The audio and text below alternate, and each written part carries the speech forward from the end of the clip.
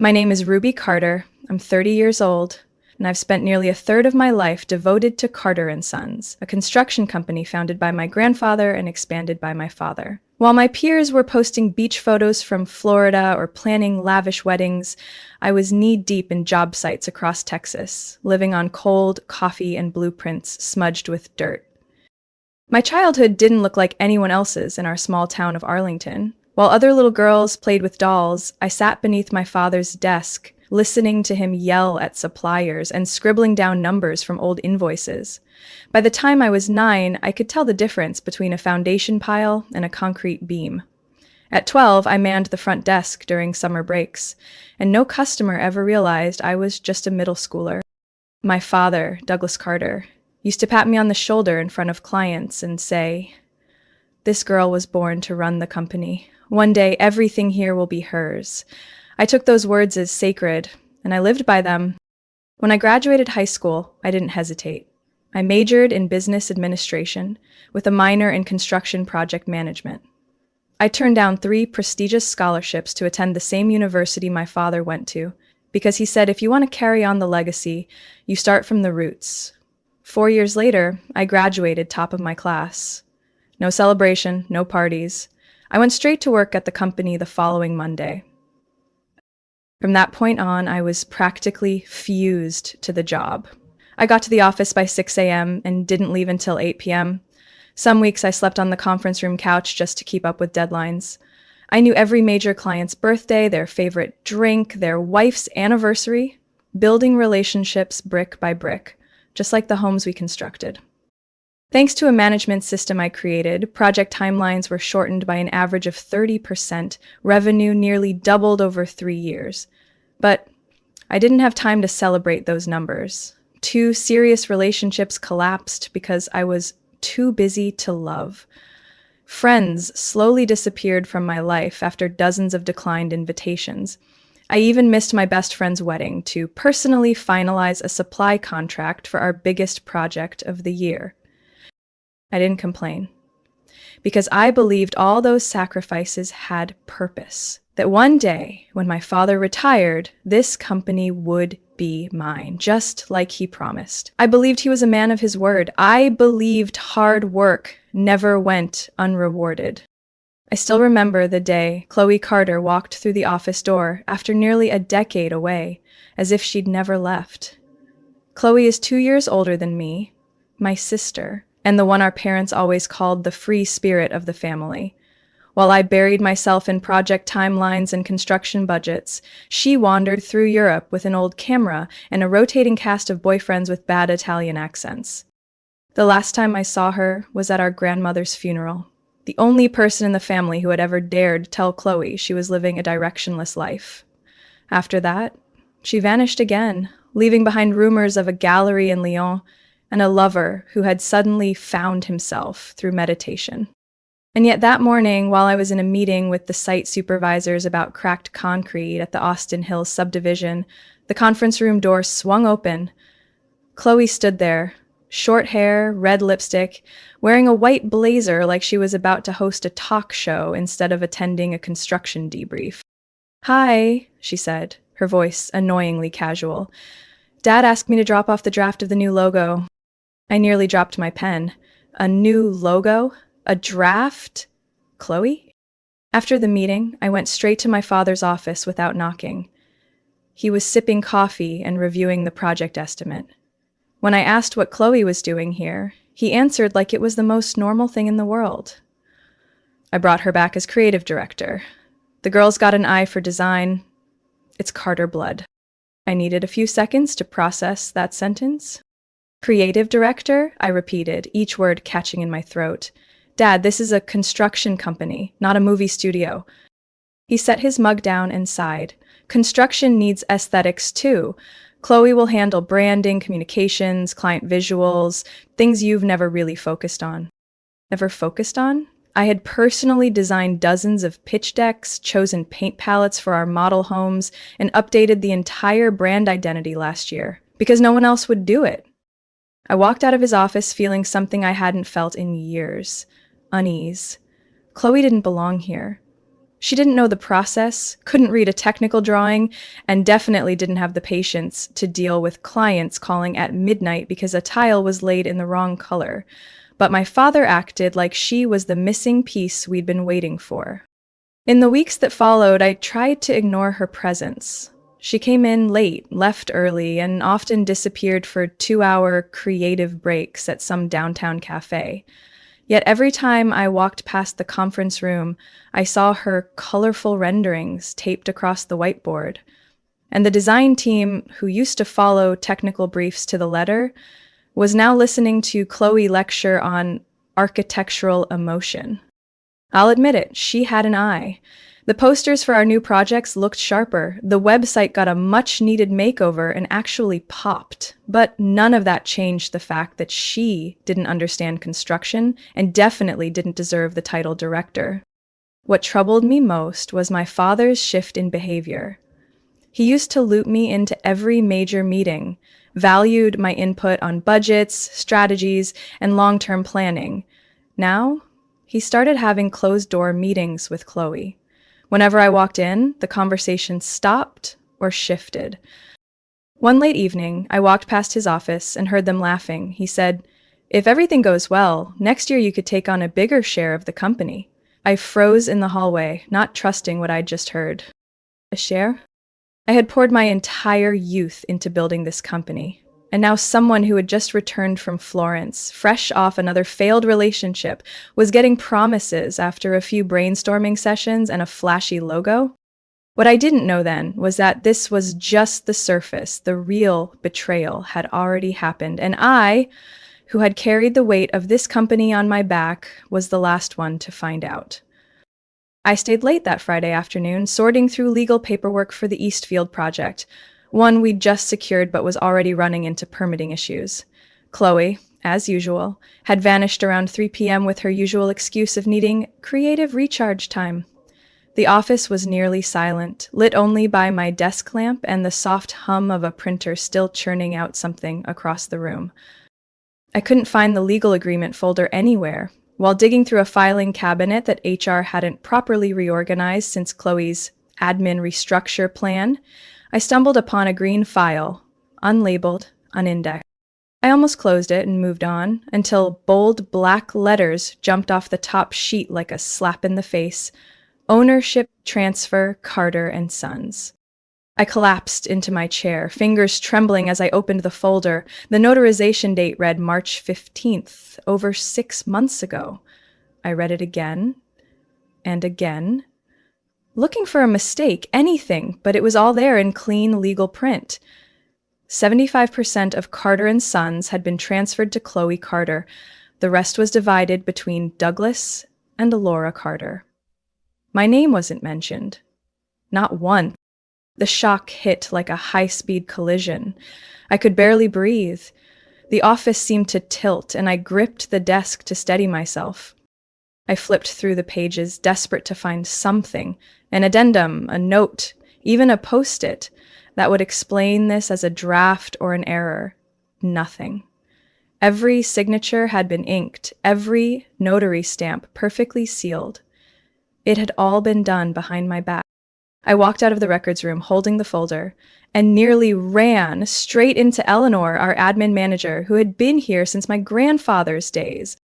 She froze when she saw what I was holding. Her eyes were guilty, hesitant. "Eleanor," I asked, voice cracking, "how long have you known about this?" She looked down, unable to meet my eyes. "Ruby, your father told us not to say anything. He said he'd tell you when the time was right." I clutched the folder tighter, the sound of the paper crinkling sharp in the silence. When the time was right? It's been 6 months, Eleanor.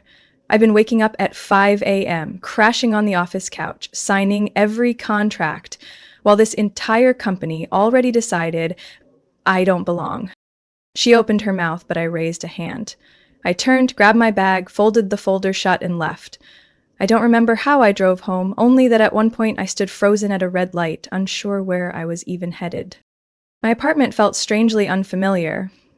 I didn't turn on the lights. I didn't turn on the TV. I just sat on the couch, the folder still in my hands, the streetlight slicing through the curtains like a blade across my delusions. I thought of every promise my father ever made. You'll take over the company. This future is yours. No one understands Carter and Sons like you. All lies. I had declined offers from 3 major firms, walked away from a whole different life to serve a promise that was never real.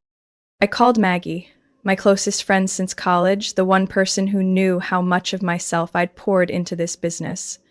She didn't need much. Just my voice told her something awful had happened. Give it to me straight, I whispered, my throat dry. They gave everything to Chloe, 75%, in secret. No one told me a thing. There was a beat of silence, then a crash. I could hear her phone hit something hard. What? Ruby, you're kidding, right? Wait, no one at the company told you? This is insane. You can't let this go. I let out a laugh that felt more like a cough. Everyone knew, Maggie. I'm the only idiot still grinding like a mule. We sat in silence for a long moment. And then a thought came. Cold. Precise. If they want Chloe in charge, let her run it. I won't save them anymore. I won't be the silent gear in this machine. As of today, I stopped. Sunday evening, I shut up at my parents' house as usual. No one knew what I had found. I said nothing, gave no hint, just carried my usual handbag with one carefully hidden folder inside. The house was lit up, the scent of roast and mashed potatoes hanging thick in the air, like everything was still normal. My mother, Laura, greeted me with a bright smile. Chloe was pouring wine, laughing with my father in the kitchen. You're right on time, my mom said, giving me her usual light hug. Your father was just telling us about the new Westlake deal. Chloe's got some bold new ideas. I gave a half smile. Sounds great, Mom. We sat down. The air was full of food, wine, and something heavier. Pretense. Chloe was rambling about emotional structure and her new design proposal. My dad nodded nonstop. Mom kept pouring wine for everyone, except me. I speared a piece of cold meat and waited until they thought I'd stay quiet like every other week. Ruby, my dad finally said, I'll need you to finalize the quantity report for Larkspur next week.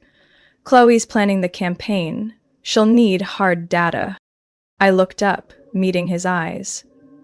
You still think I work for the company? Silence. Chloe stopped chewing. My mom awkwardly lowered her glass. My dad frowned. What are you talking about? I pulled the folder from my bag and placed it on the table.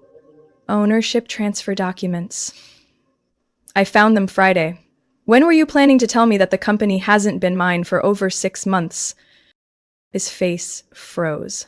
Chloe stared at her napkin like it could save her. Mom's hands began to tremble.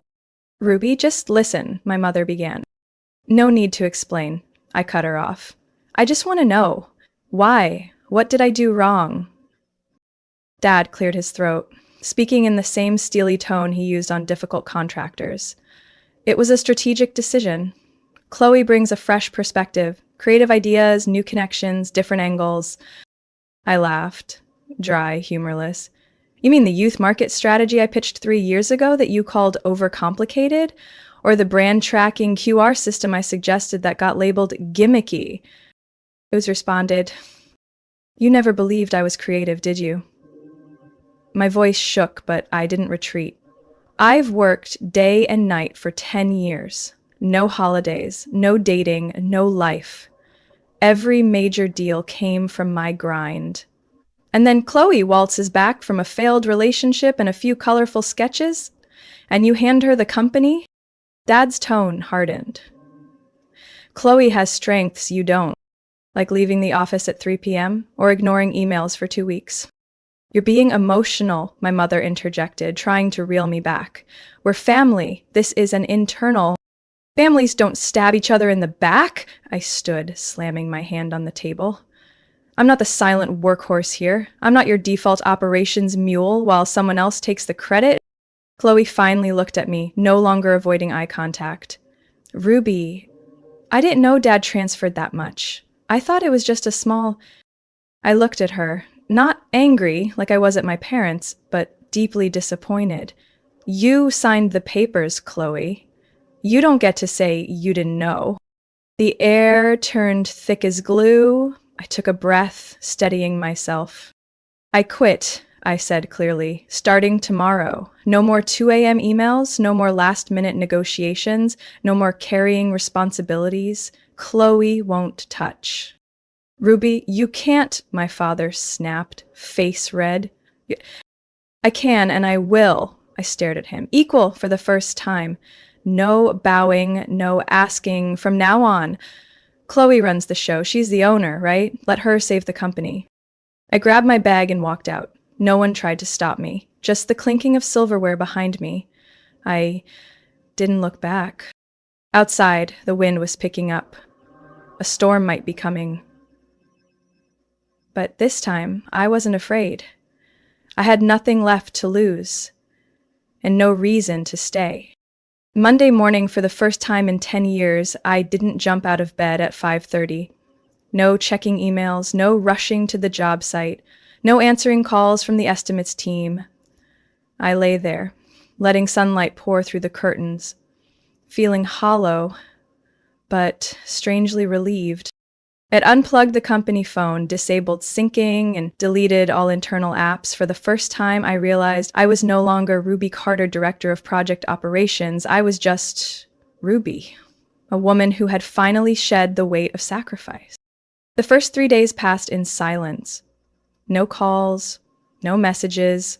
I cleaned my apartment, dusted off the espresso machine I never used, and for the first time walked through the park without blueprint tubes or subcontractor calls.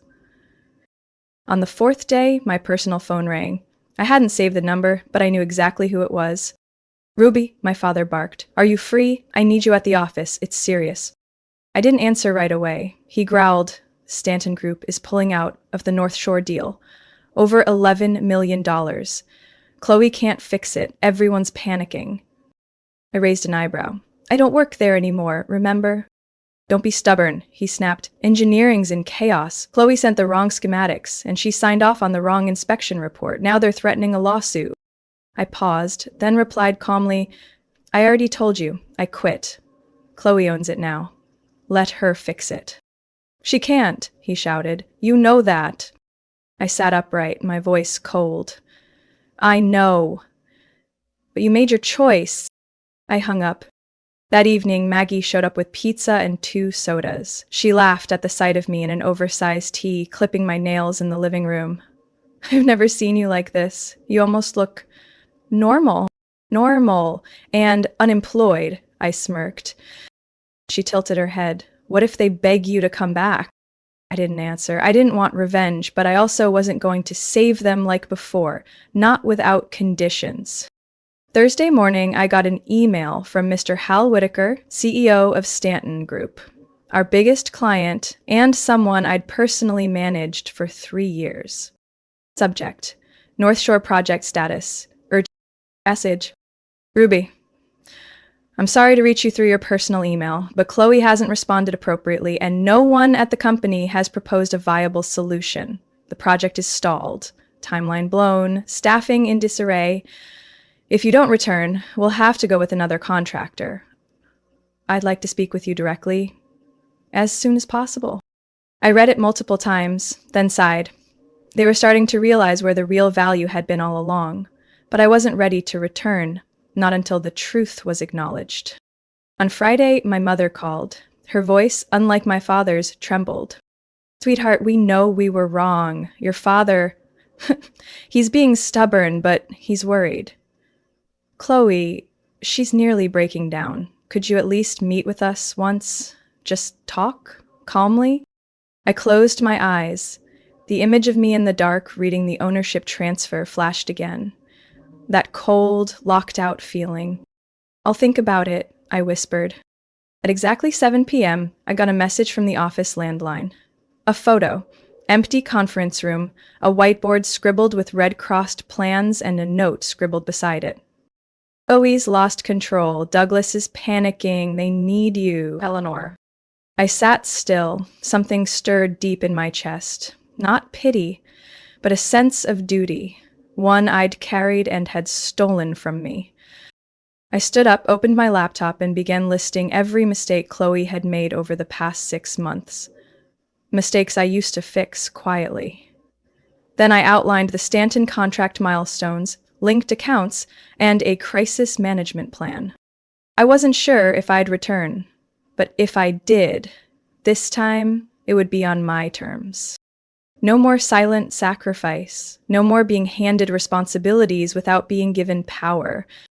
Carter and Sons was cracking, and if they wanted me to save it, they'd have to face the truth, all of it, no dodging, no pretending. Saturday afternoon, my father called for the third time in 24 hours. This time, I answered. "Ruby," he blurted, "we need to talk. In person." "Your choice of time and place," I replied coolly, "but if this is about asking me to come back, you'd better be ready to hear my terms." He paused.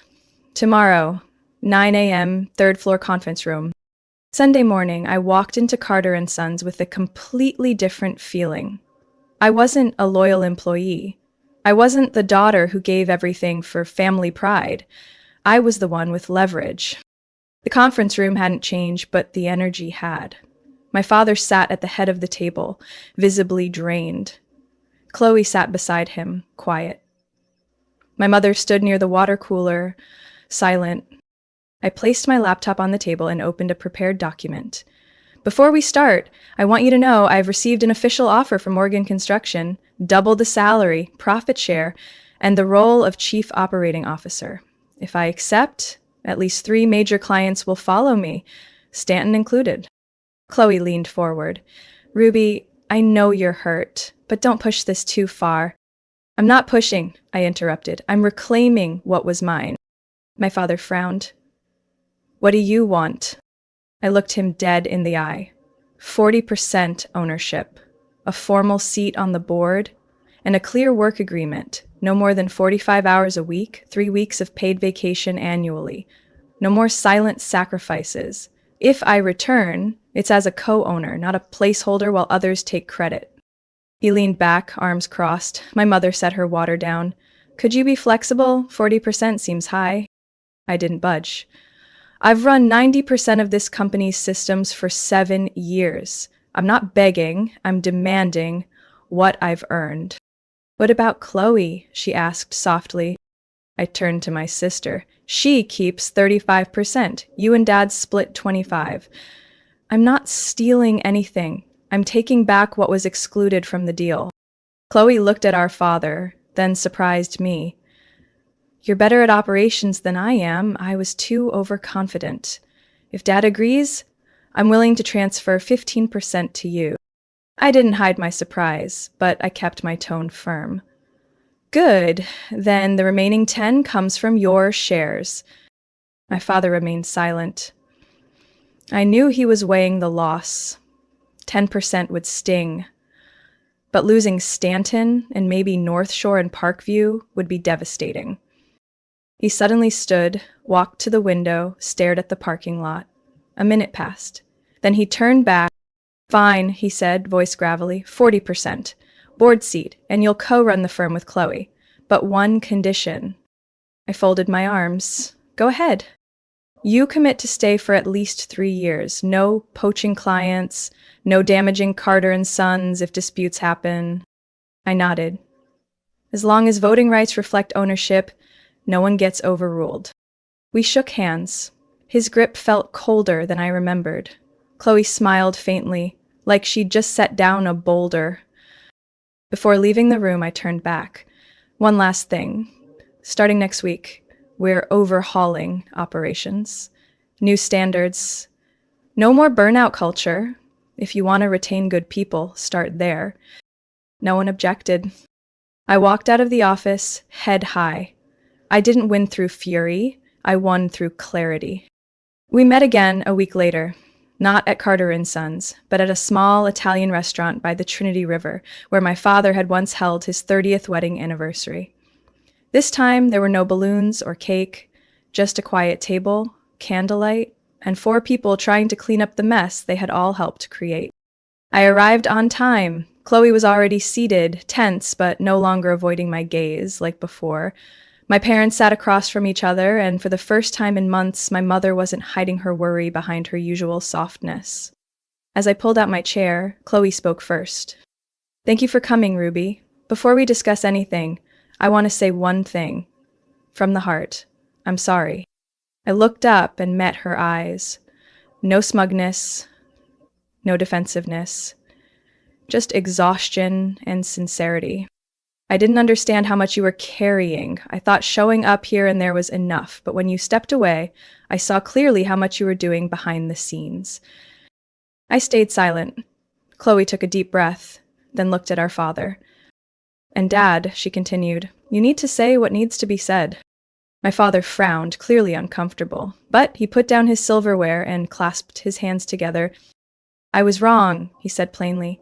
"I chose what was easiest for the family, but hardest on the one who deserved better. I didn't think you'd actually leave. I assumed you'd keep pushing through, like always." I looked at him for a moment, then turned to my mother. She hadn't spoken yet, but her hands beneath the table were clutching a napkin into wrinkles. "I want to be clear," I said. "I'm not coming back to patch things up. I'm coming back as a partner, and I won't tolerate silent sacrifices being treated as expected anymore." All three of them nodded. The meal eased up after that. The creamy mushroom linguine was just as good as I remembered, but this time, I wasn't mentally juggling unanswered emails or unfinished proposals. I just ate and listened. As dessert arrived, Harold, the family's attorney, joined our table. He brought a draft outlining the updated ownership structure and legal rights. According to the new agreement, Chloe voluntarily transferred 35% of her shares to me. Held 40%, Chloe retained 40%. Our parents shared the remaining 20%. I was appointed Chief Operating Officer, overseeing internal operations, finance, and project management. Chloe became Chief Creative and Client Officer, handling marketing, partnerships, and brand image. All major decisions required at least 2 of 3 votes from primary stakeholders. Harold looked at me. "Anything you want to add, Ruby?" I shook my head. "Just one final clause, a sustainable work culture. Maximum of 45 hours per week for senior staff, 3 weeks of paid leave annually is mandatory." My father raised an eyebrow, but my mother nodded immediately. "It's good for mental and physical health. We need that." Chloe gave a small laugh. "And let's start by not sending emails after 8 p.m. I nodded. "Deal." As everyone signed the draft, I felt relief, not just because I'd won, but because I was finally being treated as a person of value, not a silent gear in a family machine. The following week, we returned to the office. No banners, no celebration, just surprised looks from staff and a few hopeful nods. We held an all-hands meeting. I stood beside Chloe to present the new leadership structure, clearly defining responsibilities, committing to manageable workloads, launching a smart time management system, and announcing the company's first employee wellness fund. The meeting ended with genuine applause. Eleanor, the one who used to avoid eye contact with me, approached quietly and said, "The company's going to be different this time, Ruby." I nodded. "And it starts with us." That night, I didn't stay late. I closed my laptop at 6 o'clock sharp, turned off the lights, and left as the sun dipped behind the west-facing buildings. Walking past the parking lot, I spotted Chloe, still in the conference room, sketching ideas for a new marketing campaign on the whiteboard. I didn't go in, I just watched for a moment, then smiled. Maybe, for the first time in our lives, we weren't two sides pulling against each other. We were two halves finally learning how to move in the same direction. Even if it took too long to get there. 6 months after that Riverside restaurant meeting, Carter and Sons entered a strange but steady recovery. Structured, calm, and finally livable. Gone were the sleepless nights and 1 a.m. crisis calls. In their place, clear schedules, manageable workloads, and, for the first time ever, time to actually live. The Stanton Group kept their contract after I personally restructured our entire execution plan and set clear delivery timelines. They even signed a second contract, this one for 3 years. Other clients noticed the shift too: better performance, brighter team morale, and proposals that didn't read like last-minute panic dumps. Surprisingly, Chloe grew into her new role. Once she no longer felt the need to act like me, she led marketing with her own voice. Her campaigns became emotionally resonant, something I couldn't replicate. She gave the company soul, I kept it steady. We learned to negotiate instead of clash. We still argued, but no longer to win, only to move forward. As for me, I started reclaiming my life. No longer Douglas's daughter or the one holding everything up. Just Ruby, 30 years old and finally in charge of herself. I took yoga every Monday morning, and every Thursday night I had dinner dates with Adam, an interior design engineer I met during the Fort Greene project. He drank peppermint tea, played awful piano, but listened in a way no man ever had. I told him everything, the shame, the hurt. He didn't offer fixes, just one sentence that stayed with me. You don't have to prove anything to them anymore, you already did. Even my relationship with my family changed.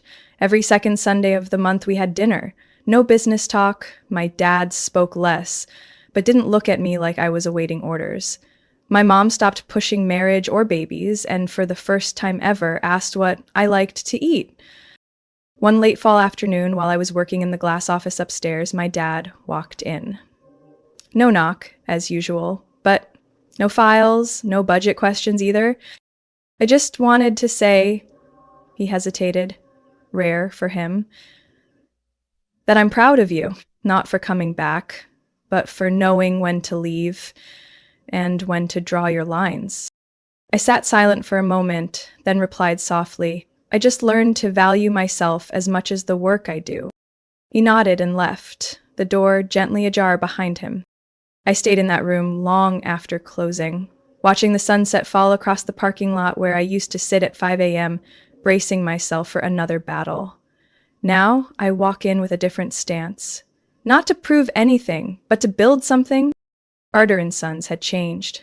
So had I, and for the first time, I wasn't stuck inside someone else's definition of who I should be.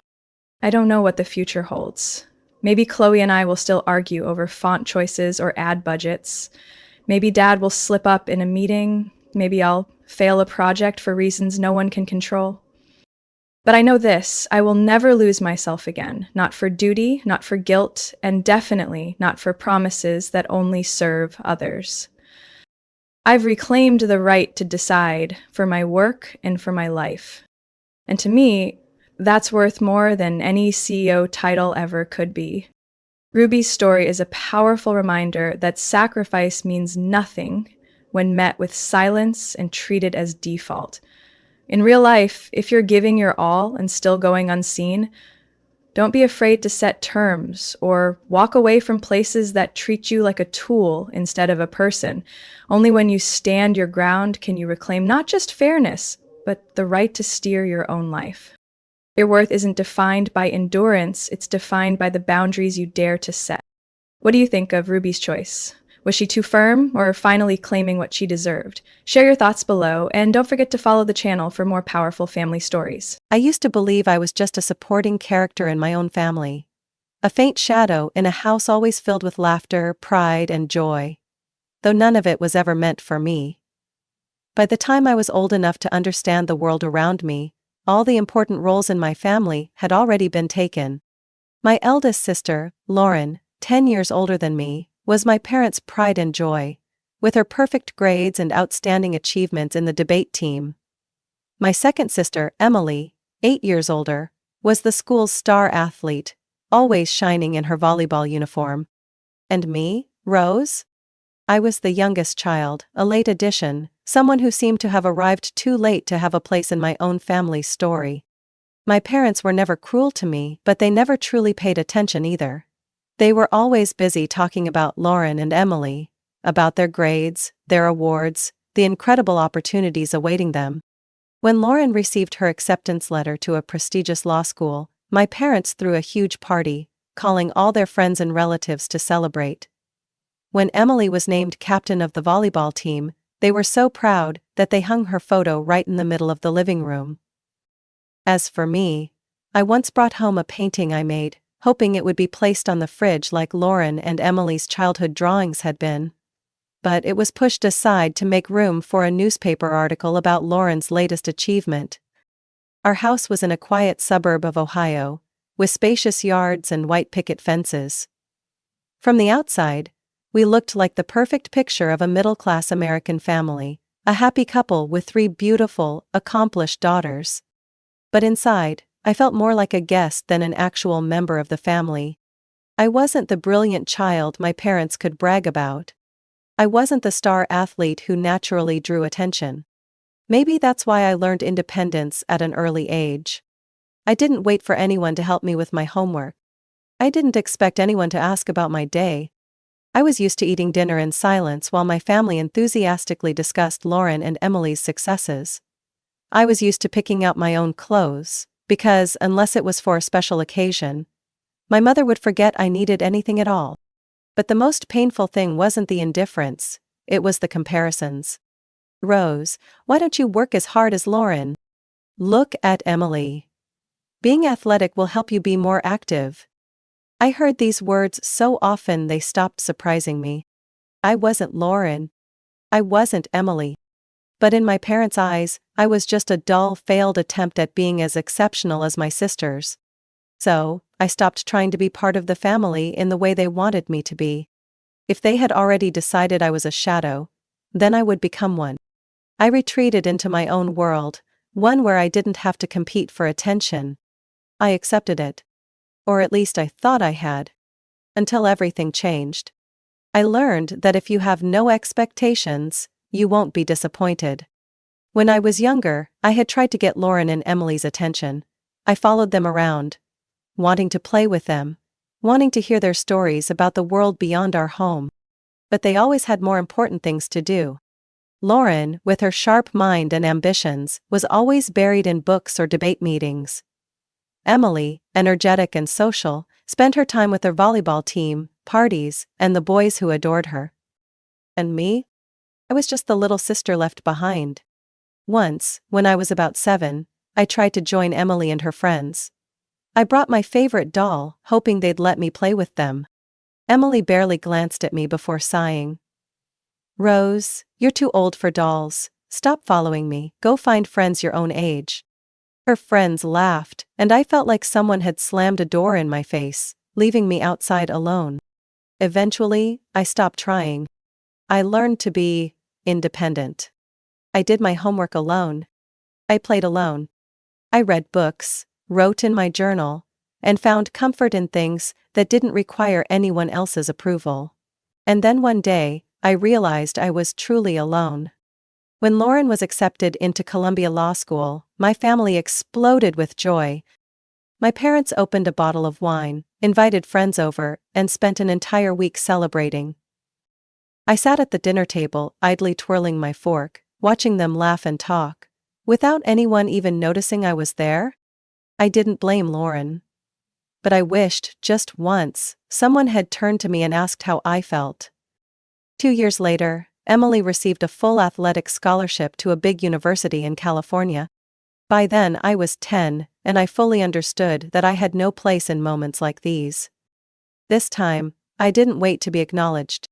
While my family threw another celebration, I quietly retreated to my room, opened my notebook, and wrote. Tomorrow will be no different from today, and today was no different from yesterday. When Lauren left for college, her room was left untouched. Mom carefully cleaned it, reminding me not to disturb anything. The bed remained neatly made, her desk still covered with law books, and her framed awards hung proudly on the wall. When Emily left, her room became a shrine as well. Her volleyball jersey was displayed, her medals gleamed under the light. And my room? It was just a regular bedroom. Nothing special. No one cared if I rearranged things. No one would notice if I disappeared one day. So I continued living as a shadow. A person who left no trace. Until I began to understand the truth. If I didn't create value for myself, no one else would. I started reading more, not because anyone expected it, but because I wanted to understand the world. I focused on my studies, not to impress my parents, but because I saw it as my only ticket out of this place. I stopped seeking validation from my family. I started seeking a way to escape. I don't know exactly when this plan formed in my mind. Maybe it was on an autumn afternoon, as I walked past two bedrooms frozen in time, while no one noticed I was growing up too. Maybe it was on a winter night, as I sat by my window, watching the warm glow from the neighbors' houses, imagining a life somewhere else. Somewhere I wouldn't be forgotten. But whenever it was, I knew one thing. I wasn't staying here forever. I would leave. I would stop being invisible. I would find a life that belonged to me. I just didn't know that in order to gain my freedom, I would have to lose so much. Lauren got married when I was 15. It was a grand fairy tale wedding. I stood quietly at the edge of the room, watching her glow in her white dress, surrounded by love and celebration. People called her name, hugged her, toasted to her future, while I remained in the background, forgotten once again. But just a year later, my family had even bigger news. Lauren was pregnant. My parents were overjoyed. Mom cried tears of happiness. Dad called every relative to share the good news. And when the first grandchild, Ethan, was born, I truly believed it was a miracle. The first time I held him, I felt a joy unlike anything I had known.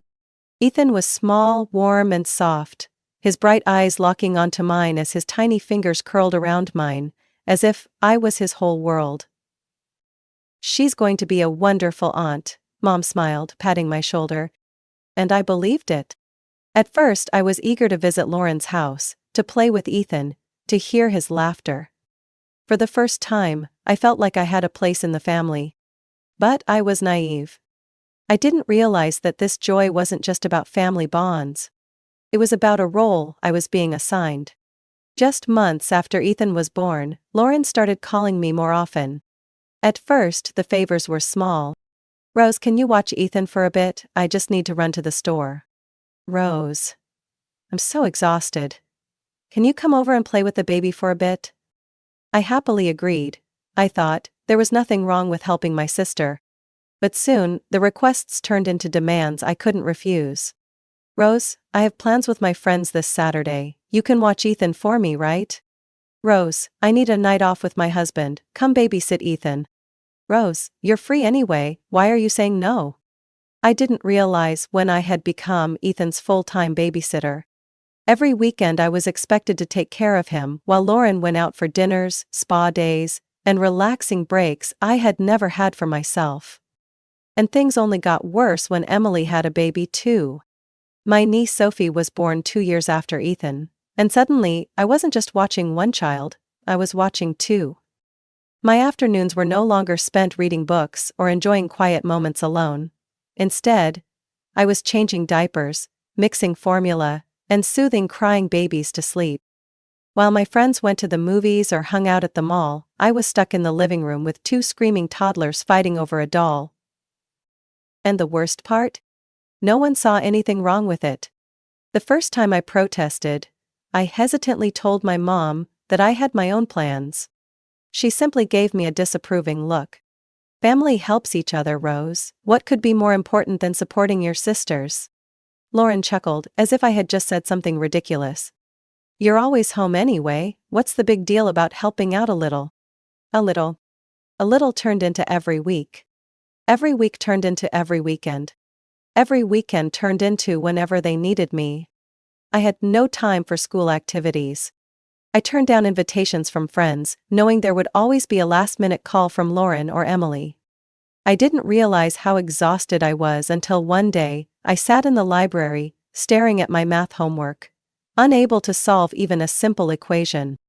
I was too tired. I wanted out. But how do you escape something that your entire family sees as your duty? I started planning my freedom when I was 16.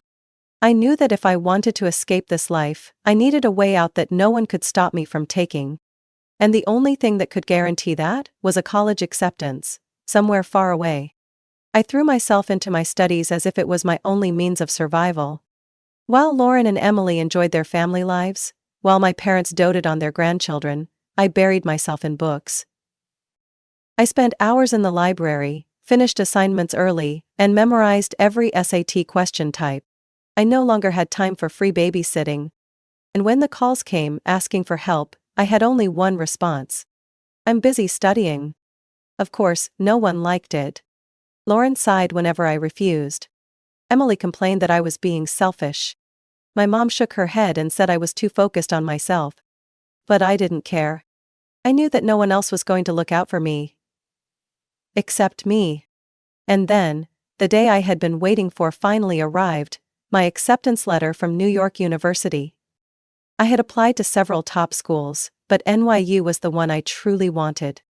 Not because of its reputation, not because of its programs, but because it was nearly 800 miles from home, far enough that no one could demand I come back at a moment's notice. My hands trembled as I opened the envelope. And when I saw the words, "Congratulations, you have been accepted to NYU with a scholarship," I cried. But I wasn't allowed to celebrate for long. A few days later, my mom called me into the living room. The air in the house felt suffocatingly tense. Lauren and Emily were already there, sitting with my parents, as if they were waiting for me to be put on trial. I knew immediately that this wasn't going to be a normal conversation. "Rose, we need to talk about your college plans," my mom said, her tone so serious it sent a chill down my spine. My dad nodded, placing a stack of papers on the table. "We've been thinking about this a lot. There are some great local universities with just as strong programs as NYU. You could stay home and save money, and most importantly..." Lauren immediately jumped in. She could help with the kids. I looked around the room, feeling like I was trapped in a nightmare. "What do you mean?" I asked, even though I already knew the answer. Emily smiled, as if trying to make it sound like a reasonable suggestion. "We just think it would be better if you stayed close to home. Daughters should stay near family, right? You can study, and still help out with Ethan and Sophie. It just makes sense." "Makes sense, for who?" A fire ignited in my chest. "No," I said firmly. My mom frowned. "You need to think about the family, Rose. It's not just about you." "And who's thinking about me?" I shot back, my voice shaking with anger. The room fell silent. I looked at each of them and realized that none of them saw a problem with what they were doing. They genuinely believed that keeping me home, forcing me to sacrifice my future to take care of their kids, was completely reasonable. And then, a voice spoke from the doorway. "I think Rose should go." All heads turned toward the speaker. My grandmother. She stood there, her silver hair neatly brushed, her sharp yet kind eyes locking onto mine. "You have a wonderful opportunity, Rose. And your grandfather always wanted his education fund to go toward his granddaughters. If NYU is where you want to be, then that's where you should go." I nearly cried at her words. My parents looked uncertain. Lauren and Emily were clearly unhappy. But no one dared argue with my grandmother. I knew then that if it weren't for her, I would never have had this chance. A few months later, I left. For the first time in my life, I walked out of that house without looking back. Freedom has a distinct scent. The smell of new books in a university library. The aroma of morning coffee before class. The crisp air of bustling streets where I could walk freely, without anyone calling my name to ask for favors. I loved my life in New York.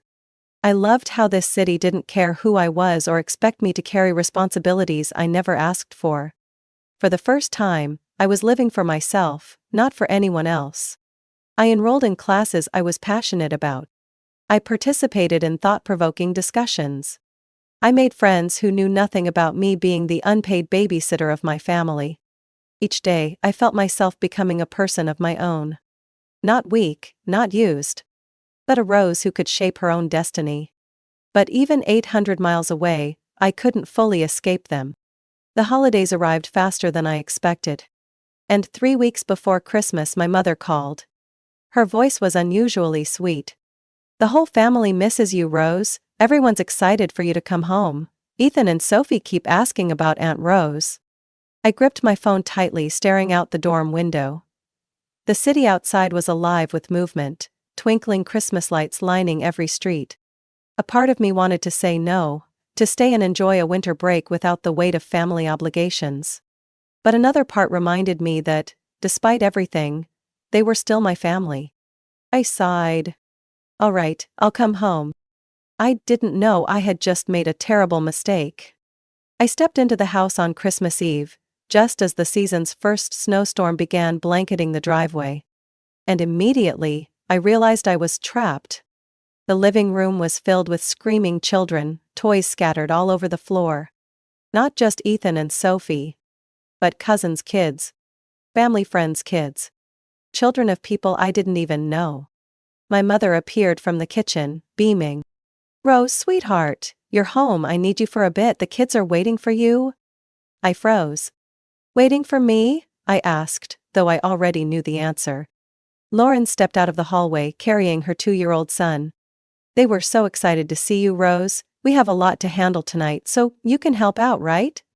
I looked around and saw it. The adults were preparing to enjoy a peaceful Christmas dinner, while I was being assigned to babysit over a dozen kids. Rage surged inside me so fast I nearly dropped my suitcase. But I took a deep breath, steadying my voice. "No." The entire room seemed to freeze. My mother stopped arranging cookies. Lauren paused, mid-step. Emily turned to look at me, confused. "What did you say?" my mother asked, her voice laced with disbelief. I swallowed the lump in my throat, for the first time feeling completely in control of the situation. I said no. "I'm not babysitting tonight. I'm not this family's nanny." A heavy silence settled over the room. Emily's mouth fell open. "But, who's going to watch the kids?" I shrugged, scanning their faces. "Not my problem." I saw it then. The panic flashing across their expressions. Like they had never even considered this scenario. A Christmas where they had to care for their own children. My mother shook her head, regaining composure. "Rose, you can't be this selfish. This is family. Family helps each other." I scoffed. "I've done enough. From now on, if you have kids, you take care of them." And with that, I grabbed my suitcase and walked upstairs, ignoring the chaos behind me. For the first time in my life, I felt like I had taken control of my own life. Christmas dinner was different. At least, for my family. I came downstairs after the meal had already started. No kids clinging to me. No diapers. No screaming. For the first time in years, I sat at the adult table instead of being shoved off with the children. No one said anything when I served myself, poured my own wine, and ate my meal at my own pace, like a normal, independent adult. But I could feel their eyes on me. Stunned. Uncomfortable. And, worse, furious. No one enjoyed dinner that night. No one knew how to react when the burden of childcare was no longer mine to carry. Lauren was the first to break the silence. "You've changed a lot since going to college," she said sweetly, but there was venom beneath her words. I set down my fork and met her gaze. "You mean I stopped letting everyone take advantage of me?" Emily frowned. "Take advantage? Rose, what are you even talking about? This is family. We help each other." I let out a quiet laugh, swirling my wineglass in my hand. "Help?" I echoed. I don't remember anyone ever helping me. But I do remember all the times I had to cancel my own plans to babysit for you. I remember being called selfish whenever I wanted time for myself. And I especially remember when you tried to force me to go to college nearby, just so I could continue being your free nanny. The room grew even heavier. My father set his utensils down, his voice lower now. "Rose, you're overreacting. No one forced you to do anything. You just had more free time, so helping out made sense." I let out a sharp laugh.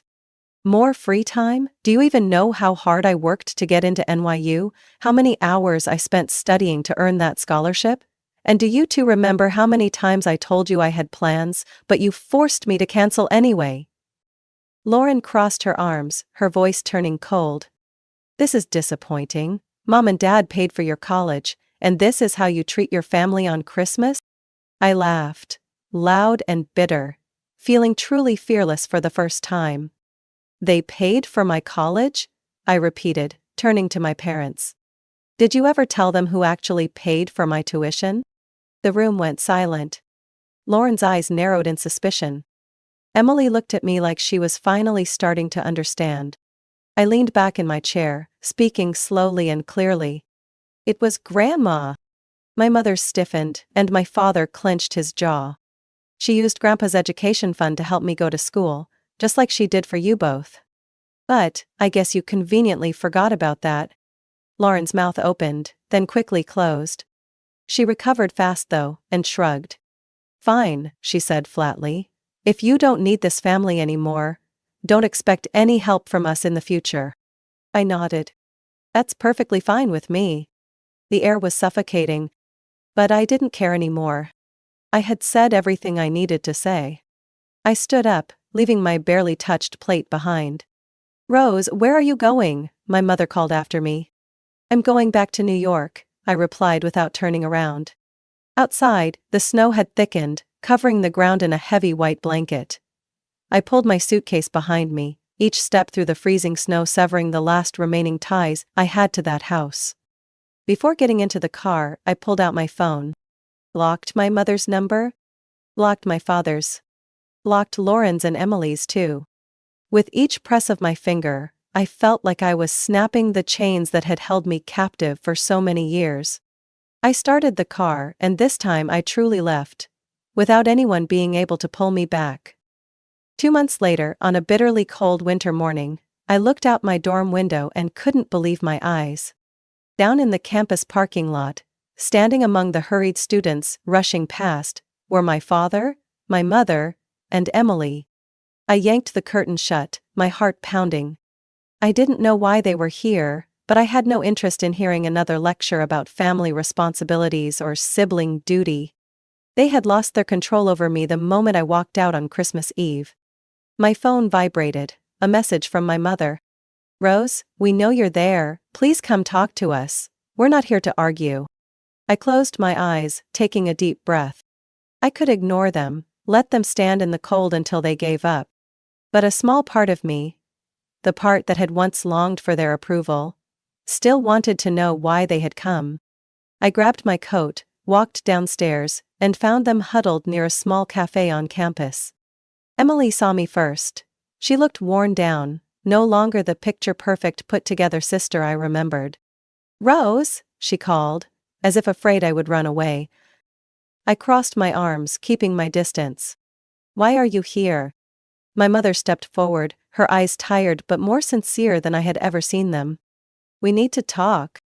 I said nothing, just turned and walked into the cafe. They followed. We sat at a corner table. No one spoke at first. Finally, my father broke the silence.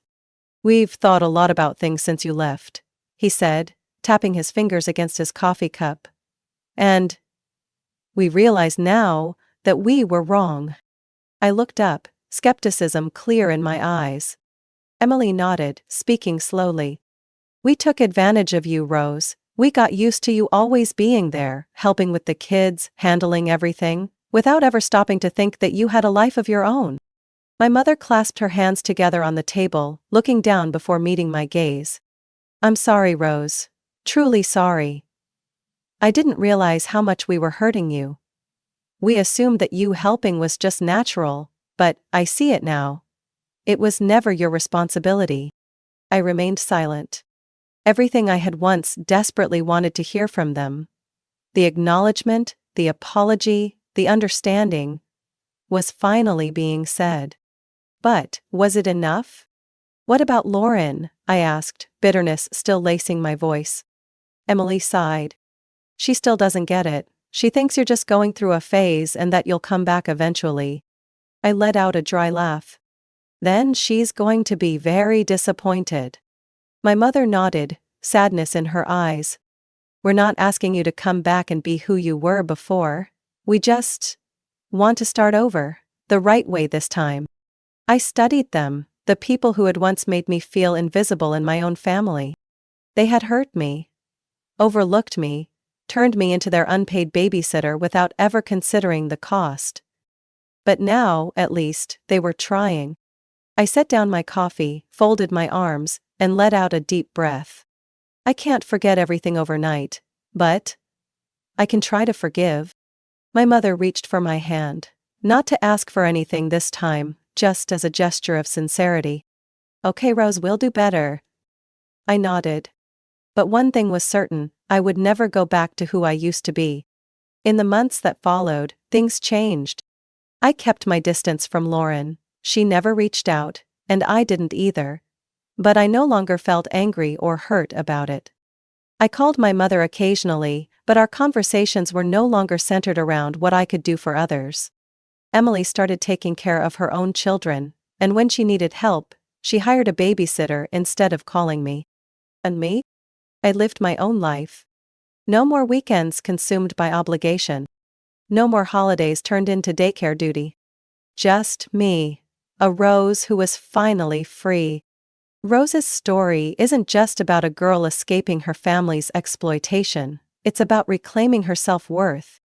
Too many people, especially within families, are assigned roles they never agreed to, simply because that's just how things are. But sacrifice without appreciation becomes invisible servitude. Rose dared to stand up, to say no, and to take back control of her life. Her story is a powerful reminder that you don't owe anyone your time, energy, or future, especially not those who refuse to respect your boundaries. What do you think about Rose's story? Have you ever found yourself being taken advantage of by family without realizing it?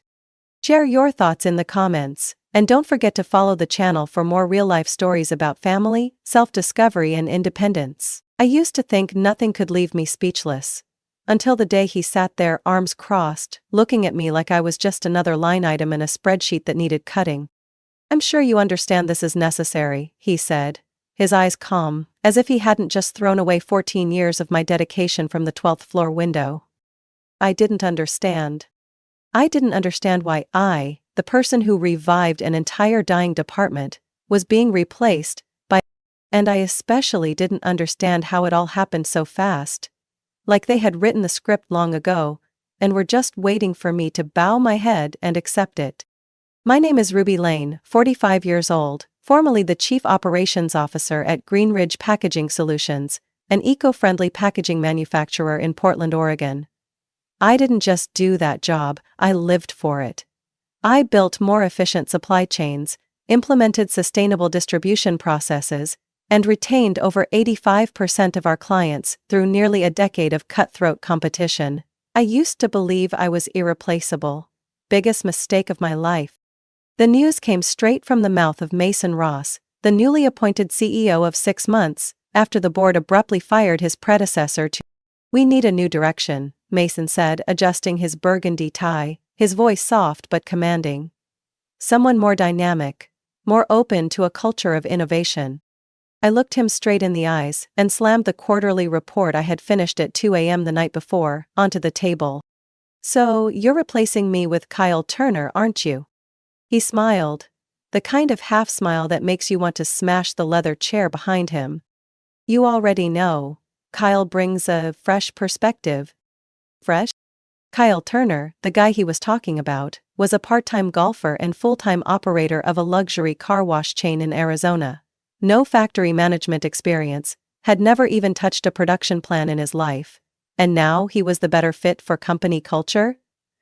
What kind of culture needs someone who can't tell the difference between recycled paper and plastic-coated cardboard?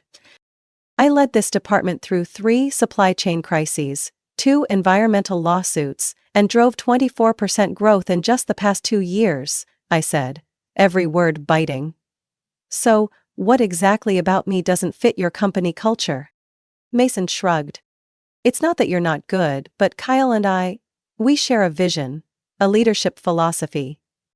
I let out a dry laugh. "You mean, you share a golf course, let's call it what it is." When I left that meeting, holding the termination letter and the pre-prepared severance package, I knew it had all been planned long ago. They didn't just want me gone. They wanted to erase everything I had built. By the time I returned to my office, an email from HR was already waiting in my inbox. Severance agreement, confidentiality clause, non-disparagement clause. All neat, all tidy, like it had been written last week. As I was still reading the contract, Kyle showed up. He wore a mint green polo shirt, holding a Starbucks cup, grinning like this was some reunion between old friends. "Ruby! So great to finally meet you. Mason's told me so much about you." I shook his hand. A firmer handshake than I intended. "I'm sure he has. I'll walk you through a few things this week. Let's start with remembering the names of the machines." As we walked through the production floor, I caught the confusion in Kyle's eyes as he glanced over the operation panels. "That one is a pressure compressor?" "No. That's the bioplastic film recycling unit. The one next to it is the temperature monitoring system for the molding line." "Oh, sounds complicated." I didn't respond. To me, it wasn't just complicated. It was proof that someone unqualified had been placed in my role, simply because he played golf and drank the same wine as the CEO. The final blow came when I looked through the glass of the conference room and saw Mason clinking champagne glasses with a few board members. I don't know how long I stood there, only that when I got back to my office, my heart was heavy and my head was spinning. Not because I had been fired, but because I started to realize this wasn't just a replacement. It was the beginning of something worse, a dismantling of everything I had poured nearly 2 decades into building. And I knew I couldn't let that happen quietly. By the third day of the so-called transition period, Mason Ross kept calling a collaboration opportunity. I started to smell the rot beneath their new vision. Kyle Turner, the chosen one, showed up to the office at 10 o'clock in the morning, smoothie in hand, and casually asked me, "Hey Ruby, that control panel in the thermal molding section, does it have a quick start button? I might have hit the red one this morning and the whole line shut down." I nearly choked. "Kyle, that red button is the emergency shutdown switch." "Oh, really? Well, no worries, I already told the tech team to handle it." I took a deep breath to stop myself from smashing that smoothie cup into his face. This was the person Mason called a promising successor? From then on, I started paying closer attention. Kyle didn't know the difference between biodegradable materials and recyclable ones. He thought production cycle was some kind of software. Everything I had worked so hard to build, from the energy monitoring systems to a stable client network, was now being handed over to a guy who used to run a car wash. But that wasn't even the worst part. On Thursday afternoon, I accidentally overheard a conversation in the break room between Kyle and Mason. The door wasn't fully shut, and I was just a few steps away picking up documents from the printer. "Ruby's still rambling about those environmental metrics," Kyle chuckled, sounding like he was telling a cheap joke. "I just pretend to take notes, no one actually reads those reports." "Good. Let her keep transitioning until next week, then we bring the consultants in," Mason said, his voice low and cold. "The board doesn't need to know yet, let them think everything's still under control." "Yeah, and those guys from Think Synergy seem sharp. They said we could trim nearly the entire ops department if we roll out their software." I froze in place. Think Synergy? A foreign consulting firm known for slashing costs by replacing experienced staff with unproven automation models? I had reviewed their proposal 3 years ago and rejected it after 1 week of research. They were cheap, reckless, and had no real understanding of green packaging supply chains. I quietly returned to my office, heart pounding. They weren't just replacing me, they were dismantling the entire department I had built, silently, secretly, behind the board's back. That evening I sat alone in front of my computer, scrolling through recent reports and noticing unusual patterns starting last month. Requests to halt upgrades for the recycling system, budget cuts for maintenance, delays in routine supplier meetings. I called Hannah, our head of finance and one of the few people I fully trusted. "Hannah, have there been any changes in fixed expenditures that weren't communicated?" I asked, trying to keep my voice steady. She hesitated. "There were." Mason asked to reallocate part of the budget to strategic consulting fees, but didn't provide a clear contract. He said it was in preparation for expanding into the Asian market. I closed my eyes. Lies. There was no mention of any expansion in the 5-year roadmap approved by the board. Mason was funneling money to Think Synergy without telling anyone. The next morning I happened to see Kyle fumbling in front of the main control panel in the operations center. He was on the phone, clearly panicked, after punching in the wrong numbers and halting the entire packaging line for 30 minutes. Estimated loss, around $5,000. When I walked in, he quickly said, I was just trying a few new things, Ruby. Don't worry, I'll fix it. I'm not worried for you, I replied evenly. I'm worried for the 100 people whose livelihoods depend on that line. I knew I had to act. Mason and Kyle were plotting to destroy everything Greenridge stood for. The environment, the people, and the trust we'd built. That afternoon, I met with Walter Banks, one of the senior board members. He had been a close ally of the former CEO, the one who had hired me on day one. We met at a small cafe in the Pearl District. What's going on, Ruby? I heard you were replaced and it doesn't add up. Your performance gave them no reason to let you go. Walter, I began, pulling out a printed file. I think you need to see what's really happening. I laid out everything: Kyle, Think Synergy, the misdirected budgets. He frowned as he reviewed the data summary. Mason never mentioned any of this to us. Because he never intended to. Walter stayed silent for a long time, then said slowly, If you're right, this is a serious breach. But I'll need clearer proof. Contracts, emails, anything with signatures or official confirmation. I nodded. I'll handle that. That night, I returned to the office late, pretending to train Kyle further. In reality, I had Benji, the IT team lead I had once promoted, help me retrieve hidden files from the server Kyle had used to send data to Think Synergy. Benji, if this gets out, I could lose everything. But if I stay silent, this company loses everything. He looked at me for a moment, then nodded. You once saved my team from being cut during the audit. Now, it's my turn to help you. By the time I left the office, close to midnight, I had in hand a copy of the contract between Mason and Think Synergy, a file detailing the unapproved expenditures, and a draft email sent to Kyle with the subject line, Reduce operations staff by 50%, roll out next month. My hands were shaking, but for the first time all week, I smiled. Mason thought he was clever, but he didn't expect the piece he tried to quietly remove to be the one capable of flipping the entire board. I thought I had seen the worst betrayal, until I overheard that conversation. That night, I stayed later than usual to review some irregular figures in the draft quarterly budget. The hallway lights in the executive wing were still on, and the CEO's office, which was usually silent after 6, was buzzing with laughter and voices. I was about to walk away, when a name stopped me cold. Liam Construction will get priority shipping no matter the shortage. Don't worry. Mason's voice. Calm.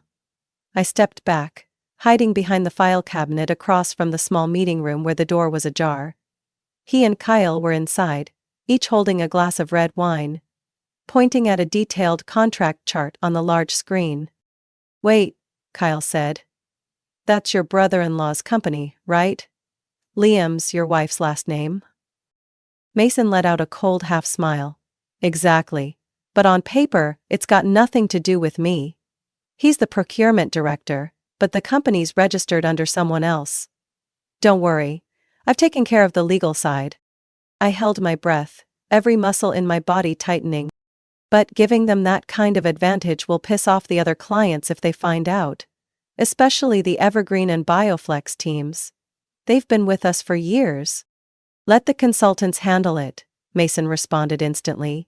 We'll cancel the contracts with Bioflex and Evergreen under the excuse of strategic realignment. Liam Construction will replace them in the top 3 priority clients. They spend more money and are close to us. It's a win-win. My blood felt like it was boiling. Evergreen was a client I had retained for 8 years, through both raw material crises and a global pandemic. Bioflex had once been the main sponsor for the largest recycling campaign Greenridge had ever launched.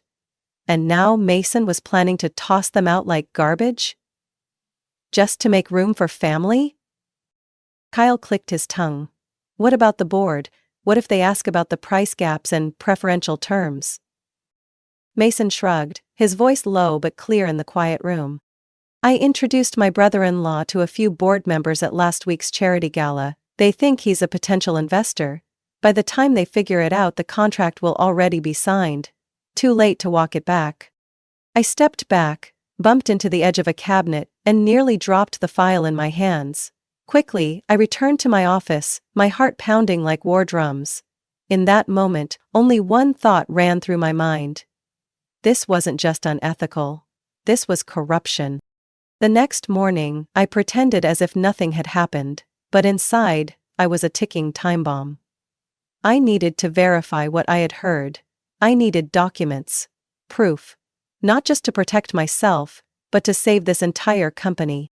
I started with Carrie, who led the data analytics team and routinely monitored the contract pricing sheets. During lunch break, I casually dropped into her office and asked, as if in passing, "Any new contracts signed recently that didn't go through my approval system? The balance sheet looks a bit off." Carrie frowned. There was one contract Mason approved directly, without executive confirmation. Client is LC Group, supposedly a construction company in Seattle. Discounted pricing is up to 18% below the standard rate. My heart sank. Do you have a copy? Can't export it digitally, it's locked. But I printed a draft for last week's internal report. It's in the drawer over there. Carrie opened a drawer and pulled out a thick stack of papers. I pretended to skim through it, but in my mind, I was photographing every number, every clause. 60-day payment term, guaranteed supply during off-peak season, and the most alarming part? Priority allocation during supply chain disruption. I looked up, trying to smile as usual. Great, thanks Carrie, keep this for the end of quarter report, okay? Back in my office, I locked the door and called Walter Banks. Walter, Mason's brother-in-law, have you ever heard anything about him? Brother-in-law? Walter sounded puzzled over the phone. I thought Mason was single. I did too, until I heard him call Liam family. And now, Liam Construction aka LC Group, just landed a preferential contract worth hundreds of thousands of dollars. There was a long pause. Ruby, are you saying conflict of interest? Not just conflict, it's abuse of power for personal gain. I have the contract. We can trace the ownership records and link it to his family. I just need more time. All right, Walter said. I'll keep this confidential. But Ruby, you'd better be sure. If what you're saying is true, Mason could face a criminal investigation. And you'd be the first whistleblower. I nodded, even though he couldn't see. I'm ready. I knew it clearly. Without evidence, everything I said would just sound like a disgruntled ex-manager's complaint. Mason had covered his tracks carefully. He was sneaky, calculated, and dangerously smart. I needed something solid, undeniable. And I knew exactly who could help me find it. Benji Harper, 28 years old, head of IT, the person I fought to keep 3 years ago, when HR tried to cut him for lacking strategic vision. I found him Monday morning before the office got busy. Benji was adjusting the firewall settings on the internal server when I walked in, closed the door behind me and got straight to the point. Benji, I need your help, but this could put you in a tough spot. He looked up from his screen, eyes wide. Is this about Kyle? And Mason, I said, lowering my voice. They're outsourcing the ops department behind closed doors. And they're signing shady contracts with Mason's family's company. I need documents, outsourcing plans, contracts, any emails or files not shared with the board. Benji didn't speak for a few seconds. Then he pulled an external hard drive from his drawer and plugged it in. Ruby, you saved my job when they said I didn't fit the culture. Now it's my turn to repay that. He quietly logged into the private backup system the IT team used to autosave sensitive files. Then he opened a folder labeled external ops _proposal _thinksyn _v3 _final. I didn't even dare to breathe. Inside was a document nearly 70 pages long.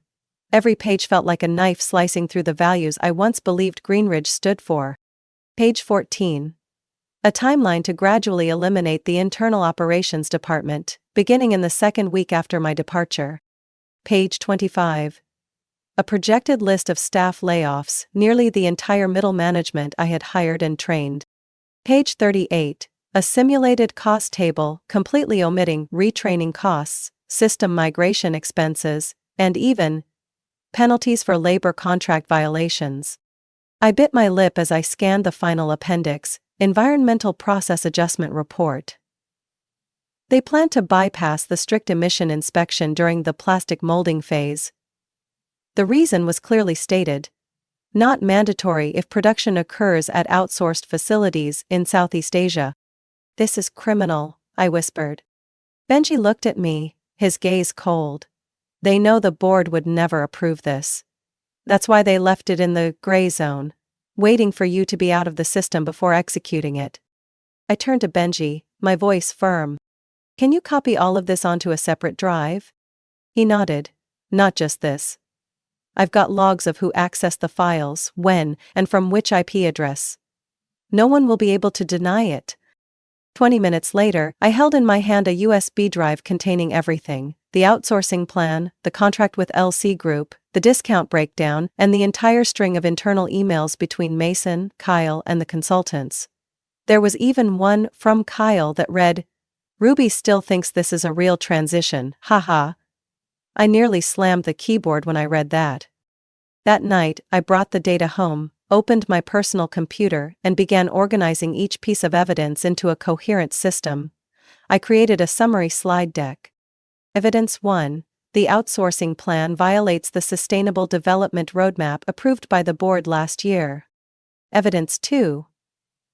The preferential contract with a company directly linked to Mason's relative.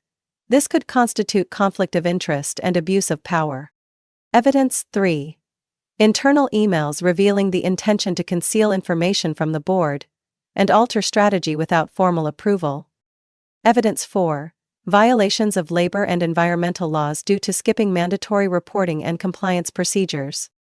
I placed each point on a slide, inserted original document screenshots, numbered them, added notes, and marked specific timestamps.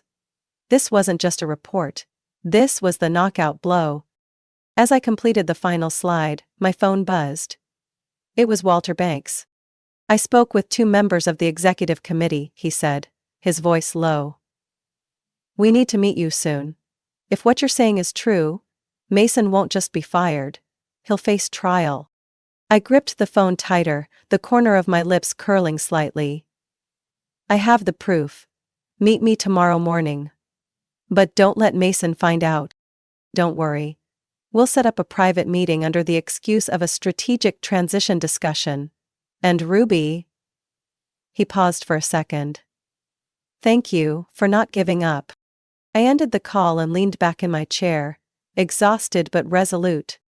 That night, I dreamt I was standing in the middle of the factory, watching the production line run steadily, with the team smiling and chatting like before. No more fake laughter, no more condescending looks. Only people who belonged. Doing the right work. The right way. I woke up with one unshakable goal.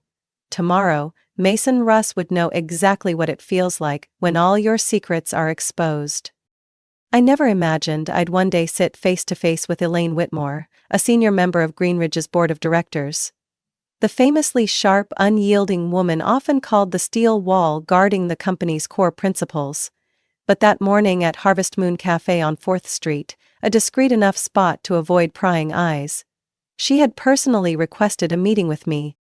I arrived 10 minutes early, my heart pounded as I saw her walk in, silver hair neatly pinned up, gray cashmere coat over her shoulders, and a gaze that cut through any pretense. Miss Elaine. Good morning, Mrs. Whitmore, thank you for taking the time. Elaine, she interrupted, sitting down, removing her glasses, and locking eyes with me. Walter told me you have something to share, and I have a few things to verify. I took a deep breath, then reached into my bag and pulled out the printed and bound evidence file. She looked at it, rested her hand on it without opening it, as if she were weighing a bomb. I won't beat around the bush, I began. Mason Ross is executing a plan to outsource the operations department, slashing nearly all key personnel. At the same time, he's signing illegal preferential contracts with a company tied to his family. All of it done quietly, without the board's approval. Elaine opened the file. Just a few pages in, she was already frowning. I started suspecting Mason 3 months ago, she said, her voice like tempered steel. After the last quarterly strategy briefing, he began dodging questions about environmental and staffing concerns. When I asked for a detailed report, he sent me a summary that was exactly 2 pages long, full of fluff and buzzwords like agile transformation and future efficiency. She looked up, her voice sharper than before. But I didn't have the evidence. Until you brought it. I nodded, the weight on my chest finally beginning to lift. I know you're the only person on the board who's actually worked in manufacturing, someone who understands that stability isn't something you can buy with financial tricks. Elaine sat silently for a moment, then slowly placed the documents down. I'll call for an emergency meeting with the executive committee. According to protocol, I have the authority to invite you as an external advisor, especially if there's evidence that the board has been bypassed. Mason will find out immediately, I said quietly. He'll try to get me out of the building before I say a word. And I'll make sure you're let in, she replied without hesitation. If he blocks the entrance, I'll come get you myself. But Ruby, I need you ready for a real confrontation. This is no longer an internal transition. This is a leadership war. I raised my head, my eyes filled with a determination I had never known. I'm ready. I won't let him erase everything my team and I have built over the past 10 years just so he can hand the CEO chair to his buddy. Elaine smiled. For the first time since we met. Good, then let's see how Mason Ross handles the truth. We parted at the corner where she caught a private car back to the board office. I watched her disappear down the street, filled with. That afternoon I returned to the Greenridge office for the first time with a different mindset. I was no longer a soon-to-be transitioned employee. I was a key witness in an internal investigation. As I walked past the executive wing, Kyle looked up from his phone, visibly pale. He stammered, Ruby? You're still here? I'm still a technical advisor, I said calmly. At least until the board completes its strategic operations review. I didn't need to say more. The look in Kyle's eyes said it all. He understood exactly what that meant. And he was scared. I returned to my old office. The lights were still on. The file I had left earlier was untouched on the desk. Beneath it was a system update. Sent by Benji, containing another email Mason had written to a contact at Think Synergy. Ensure full replacement of internal team is completed within 10 days of her exit from the office.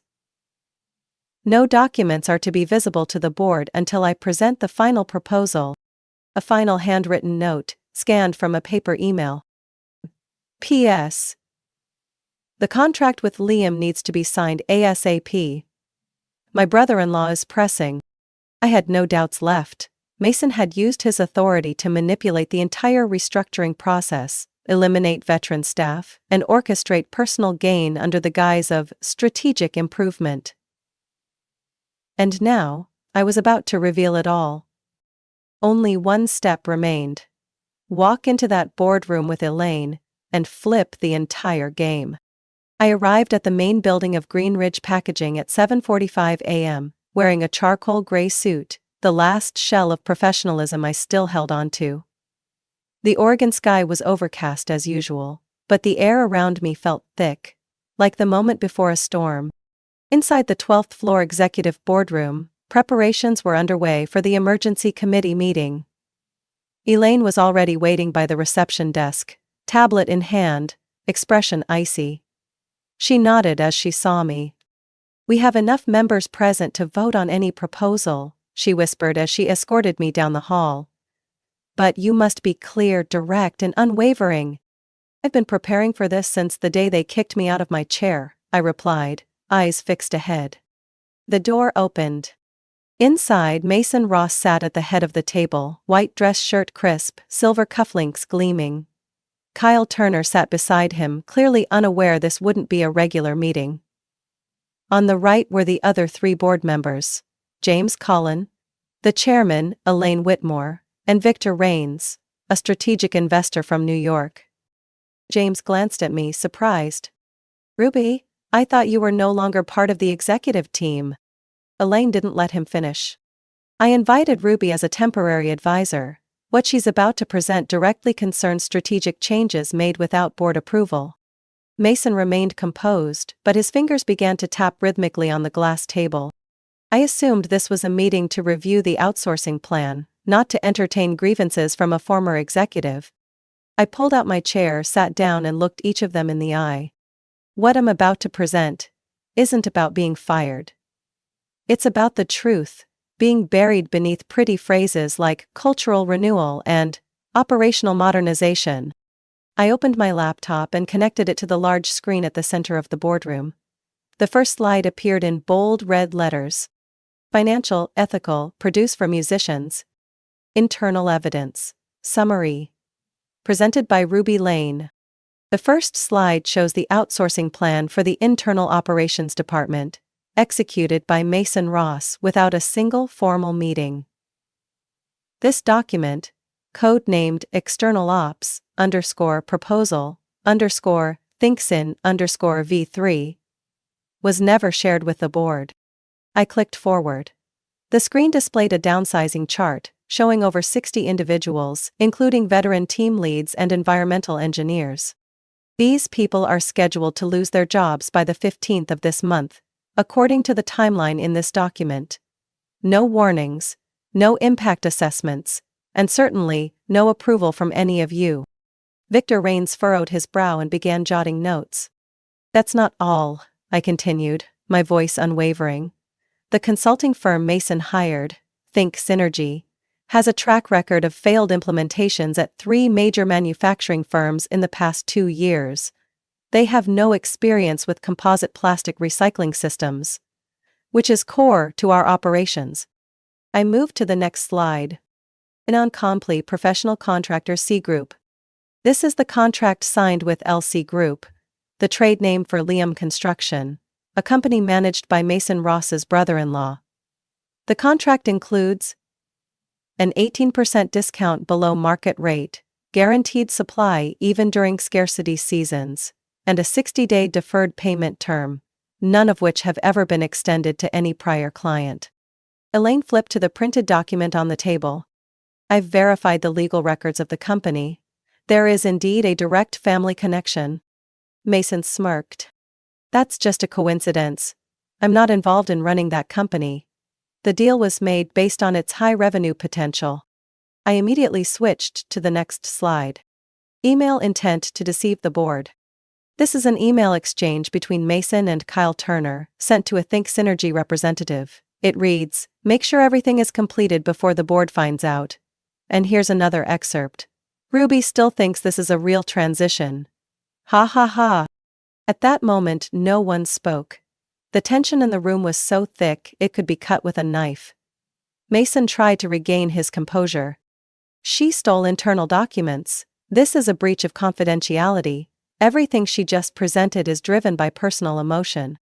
"Mason," James cut in, "she has provided solid evidence, and frankly, she just saved this company from a strategic disaster." Elaine stared directly at Mason, her eyes flashing with a rare fury. "You betrayed our trust, abused your position for personal gain, and put dozens of employees at risk of unemployment, without a single—" Kyle sat silently, head down, fists clenched. He knew any defense now would be meaningless. I said one final thing before closing my laptop. "I'm not asking to be reinstated. I just want the board to see the full picture before everything Greenridge stands for is erased by one man's greed and arrogance." Silence filled the room. Then James spoke. "We'll deliberate privately. Ruby, please step out while the board discusses." I stood, walked away from my chair. As I passed Mason, I paused for a second and looked him straight in the eye. I used to believe you would take this company far, but I never imagined that far meant off a cliff. I waited outside the boardroom with a lukewarm cup of coffee in hand, my heart suspended between hope and dread. Behind the thick wooden door, the fate of an entire company, and mine, was being decided by people who used to toast with Mason at every year-end gala. 18 minutes passed. Every second felt like a boulder. Then the door swung open. Elaine stepped out first, her face composed like she had just finished emergency surgery. She gestured for me to return to the room. Inside, James, the board chairman, was stacking papers. Mason was no longer there. Kyle Turner had vanished too. "I'd like to announce the board's decision," James said, his voice steady but grave. "Mason Ross is terminated immediately due to serious violations of procedural approval and professional ethics. Kyle Turner is also deemed unfit to continue in the role of operations manager." I didn't need to ask how Mason and Kyle had been escorted out. I knew that with Elaine involved, it had been swift and uncompromising. James continued. "We've also agreed to fully cancel the outsourcing agreement with Think Synergy. The contract was not formally signed, and any prepaid expenses will be reviewed for possible financial recovery." Victor Rains, the board member from New York, leaned forward, eyes fixed on me. "We're lucky to have you, Ruby, otherwise we all would have ended up as blind accomplices." Elaine interjected, her voice slicing through the stillness. "No one wants to admit they placed trust in the wrong person, but what matters now is that we've acted, and we must correct it immediately." I nodded, though my heart still pounded from the storm that had just passed. I had imagined this moment 100 times, but never thought I'd actually hear those 3 words. Terminated with cause. James looked at me, smiling faintly for the first time. "We have a proposal, Ruby. But you're free to decline." I sat upright. "I'm listening." "We'd like you to resume your role as Chief Operations Officer, and temporarily lead the stabilization process for the next 3 months. The board will grant you full authority to conduct a comprehensive review. If you still choose to leave after that, we'll negotiate a long-term consulting contract, on your terms." The room fell silent. I could feel the weight of the offer. This wasn't just about returning to an old job. It was a public acknowledgement that they had been wrong, that I was the one who had preserved the true soul of Greenridge. I took a deep breath. "I'm not sure I'll stay long-term," I answered honestly. "I once saw Greenridge as home. But what just happened changed that. I won't pretend like nothing happened and start from scratch." Elaine nodded. "And you don't have to. Help us fix this. Then, if you still choose to walk away, do it with your head held high." I looked around the room one last time. The long conference table, the whiteboard still bearing Kyle's scribbled notes. Mason's chair, now empty. 3 months, I said. "Not a day more. But during those 3 months, I want full operational authority, including the ability to bring back former staff, if they're willing." Jazz nodded without hesitation. "Deal." I stepped out of the building a few minutes later, the pale Portland sun warming my face. A cool breeze brushed my cheek like fate patting me on the shoulder. Mason Ross was likely scrambling to call his lawyer. Kyle was probably packing up his desk, too ashamed to meet anyone's eyes. And me? I was stepping back in, not to save a career, but to protect the people who had once believed in me. The first message came from Benji. "Heard the news. You did it, Ruby." Then from Carrie. "Thank you, we're still here, waiting for you." And finally, from an unsaved number. "Thank you for not staying silent, J-D." I let out a soft laugh. The storm wasn't over yet, but at least the first light had broken through. 3 months flew by like the blink of an eye, or more accurately, a stretch of days wound tighter than a drawn bowstring. I returned to Greenridge not as the one who came back, but as a temporary commander, holding together what was left of the ship after the storm Mason Ross and Kyle Turner had left behind. I worked non-stop. I called back every former team lead for a regroup, Many had already quit or were applying elsewhere. I scrapped every last remnant of the outsourcing plan. I personally reached out to Evergreen and Bioflex to apologize and renegotiate our partnerships. Luckily, trust, when built strong enough, can still be salvaged. Then, one Friday afternoon, as I reviewed the final update of our supply chain recovery plan, James walked into my office. The office that had once been mine, then taken, and now mine again. "Ruby," he said slowly. "The board met this morning. We'd like to formally ask you to stay, not just for 3 months, but permanently, with a revised salary, expanded management authority, and a seat on the strategic committee." I closed my laptop, looked at him. Not surprised, not emotional. I had imagined this moment 100 times, but now that it was real, I felt only one thing: clarity.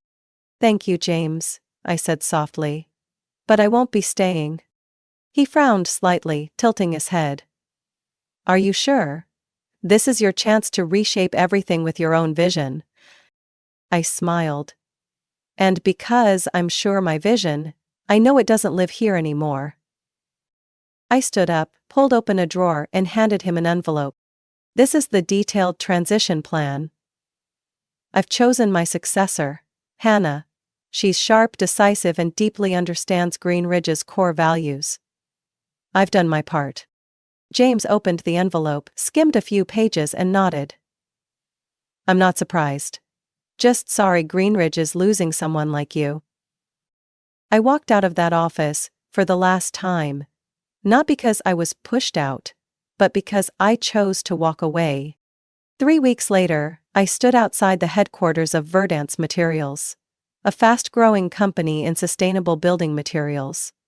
They didn't have decades of history like Greenridge, but they had something Greenridge had lost: belief in genuine innovation, untainted by power games. I accepted the position of Chief Operations Officer at their new Denver branch, focused on developing regenerative materials for green, urban architecture. It was a field I'd dreamed of since my MBA days, but never had the chance to pursue. On my first day at the new office, the CEO of Verdance, a passionate 36-year-old woman named Lana Green, shook my hand and said, "Ruby, we didn't hire you just for your resume. We wanted a real fighter. And you're the only one who can make operations the sustainable heartbeat of this entire company." I smiled. "Then get ready for a quiet but radical revolution." When I told Benji, Carrie, and a few other former teammates about my decision, some were surprised, others simply nodded.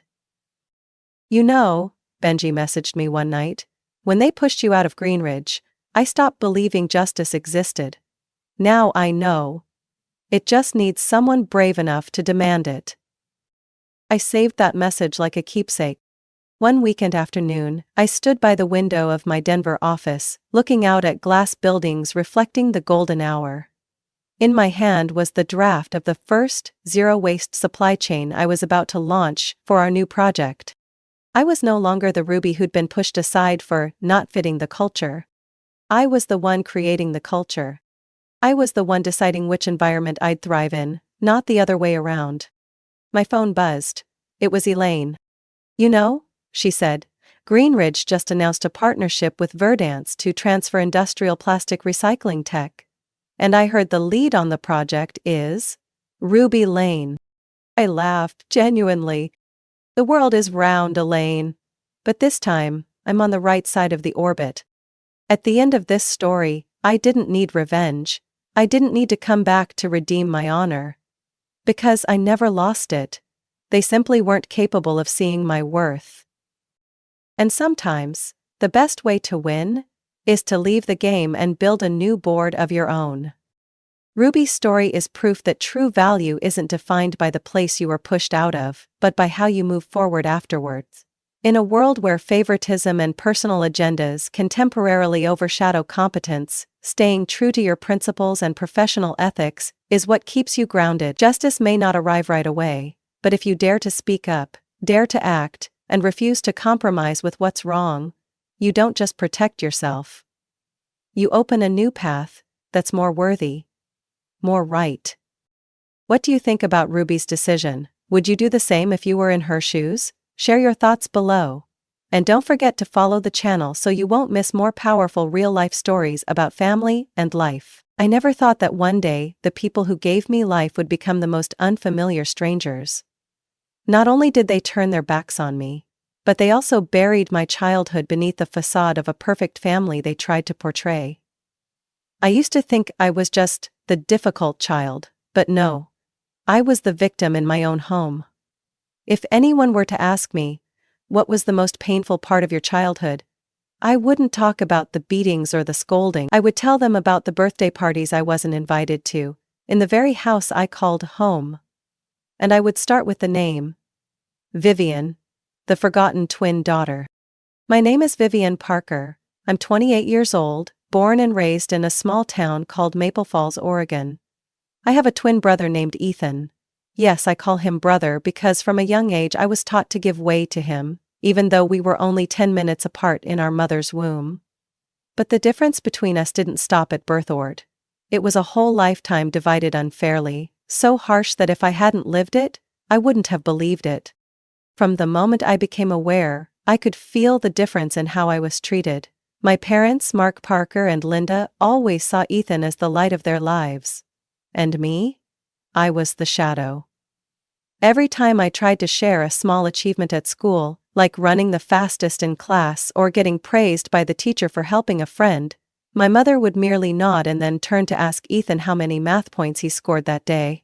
And my father? He would only look up from his newspaper when Ethan entered the room. Ethan was the kind of person born to be spoiled. He didn't have to try hard, just smile and get a new toy car or a ski trip with Dad. Meanwhile, if I happened to drop a glass because my hands were wet, was immediately called clumsy, making the family look bad. But the most painful part was every birthday season. We were twins, so naturally we shared the same birthday, October 14th. But every year Ethan's birthday was celebrated in grand style. I clearly remember our 10th birthday. Our parents hired a professional clown, set up a tent outside, and invited Ethan's whole class. I had friends too, but none of them were invited. When I asked my mother, she simply said, "Your friends aren't appropriate. Besides, Ethan is doing well in school, so I want to reward him a bit." I wasn't allowed to invite anyone, didn't have my own cake, and my name wasn't even mentioned during the party. Everyone came, and everyone congratulated Ethan. When a distant aunt jokingly asked, "Where's Vivian?" my mother smiled awkwardly and said, "Oh, she's very sensitive, doesn't like crowds." I was standing right behind the bedroom door, hearing everything. I don't remember how long I cried that day. All I know is that when my grandmother Ruth arrived late bringing a small box of cookies and an old teddy bear, I hugged her tightly, as if afraid she would disappear too. Grandmother Ruth was the only bright spot in my otherwise dark childhood. Even though she lived in Portland, nearly 2 hours away from my home, she visited me at least once every month. Not because my mother invited her, but because she knew I needed her. Every time she came, she would secretly slip me a few coins, whispering, "Don't tell your mother, okay? Consider it a reward for enduring these foolish grown-ups." I never dared to spend that money. I kept it in a small box hidden under my bed, as if holding on to a part of hope that I still had some value in this life. Ethan wasn't always mean. He used to play with me, laugh with me. But over the years, as he saw that our parents only loved him while I was scolded, Ethan gradually changed. He learned that he could do wrong without being punished, while all I had to do was breathe loudly, and the whole house would be angry. And Ethan took advantage of that. He was no longer my twin brother, he became the golden child of the family. As for me, I was labeled with names no one asked if I accepted: stubborn, difficult, rebellious, ungrateful, just because I liked running outside instead of taking extra math lessons, just because I liked wearing t-shirts instead of pink dresses, just because I wasn't good at flattery. I was never taken to the movies by my father, never heard my mother say "good job" when I won the school marathon. But Ethan only had to say, I'm hungry, and there would be pizza, fries, and soda within 10 minutes. As for me, I had to cook instant noodles myself. And if I forgot to wash the dishes, sure enough, the next day my mother would scold me as if I had burned the house down. Once, when I was 13, I was selected for the school basketball team. I was so happy because it was the first extracurricular activity I'd been a part of. When I ran home with the form for my parents to sign, my mother tore it up right in front of me. She said, "Do you think I'll let you goof off and neglect your studies like the useless kids out there?" I stood frozen. Ethan sat next to me, saying nothing. He just smiled softly. And so, the small wounds accumulated, forming a cold wall between me and my family. I wasn't hugged, wasn't asked about. The looks my parents gave me were often only filled with one thing: disappointment. I know, many people might think I'm overreacting, that everyone has their own childhood scars. But I wish they could live just one day in my house, where love was distributed according to grades and appearance, where the child named Vivian only existed as an inconvenience. As for Ethan, he'll appear many times in this story. But let me tell it slowly, because before everything fell apart, I had to learn how to survive in a house where no one truly wanted me to exist. I thought things couldn't get worse after those years of being the shadow of Ethan, but I was wrong. Everything only truly started to spiral into darkness in the fall of my 14th year, when I realized that it wasn't just indifference that was killing me slowly, but the malicious jealousy nurtured in this house. Ethan was never good at connecting with others. He lived in his own world, where he was the center and everyone else had to revolve around him. While my parents always tried to paint Ethan as the perfect boy, at school he had no close friends and no one really liked him. In contrast, I, though much quieter than the other girls, had a close group of friends. We would often do homework together, have lunch outside, and share stories about our families and growing up. For me, that was a rare time when I could genuinely laugh. And it was that very thing that made Ethan gradually resentful. I started to notice strange looks from him whenever he saw me texting with friends or receiving calls from Kayla, my best friend. Questions like, "Why do they even hang out with you?" Or, "Do they know you're the one no one likes at home?" began to appear. At first I thought Ethan was just joking. But no, his gaze was cold, and I realized it wasn't an innocent remark. Everything exploded after my 14th birthday. That year, my parents still organized the usual birthday party for Ethan. A party with pizza, blue balloons, a new game console, and nearly the whole class invited. I wasn't even mentioned. No cake for me. None of my friends showed up. But strangely, on that day, Kayla and 2 other close friends suddenly appeared at the house and invited me out for ice cream. They said, "We can't let your birthday go unnoticed like this." I cried out of emotion, not because of the gift or the ice cream, but because for the first time someone remembered my existence, without any blood ties. Ethan saw the scene of my friends taking me away. He stood there for a long time, gripping his soda glass so tightly his fingernails turned white. I turned back to wave lightly, but he only responded with a glare full of hatred. From that day on, a nightmare began. It started with trivial rumors that I was showing off, fake with my friends, or talking behind their backs. I didn't pay much attention, because everyone gets talked about at some point. But then, things escalated. Ethan started spreading the rumor that I hit him. Yeah, it sounded ridiculous, but the way he fabricated the story is what gave me chills. One day at school he walked into class with a clear bruise on his shoulder. My friends whispered about it. He sighed, then spoke softly, loud enough for many to hear. "I think she just lost control this time. I spilled water on her notebook." I was shocked into silence when Kayla told me about it. I hadn't done anything. We hadn't even spoken the day before. But the situation didn't stop there. A week later, Ethan came to school with a black eye.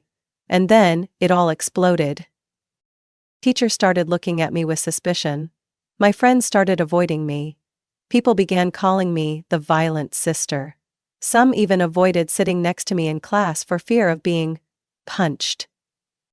I tried to explain, I tried to say that Ethan was making things up, but no one listened. They were all too impressed by the touching story of the good boy who was being tortured at home by his twin sister but remained silent and endured.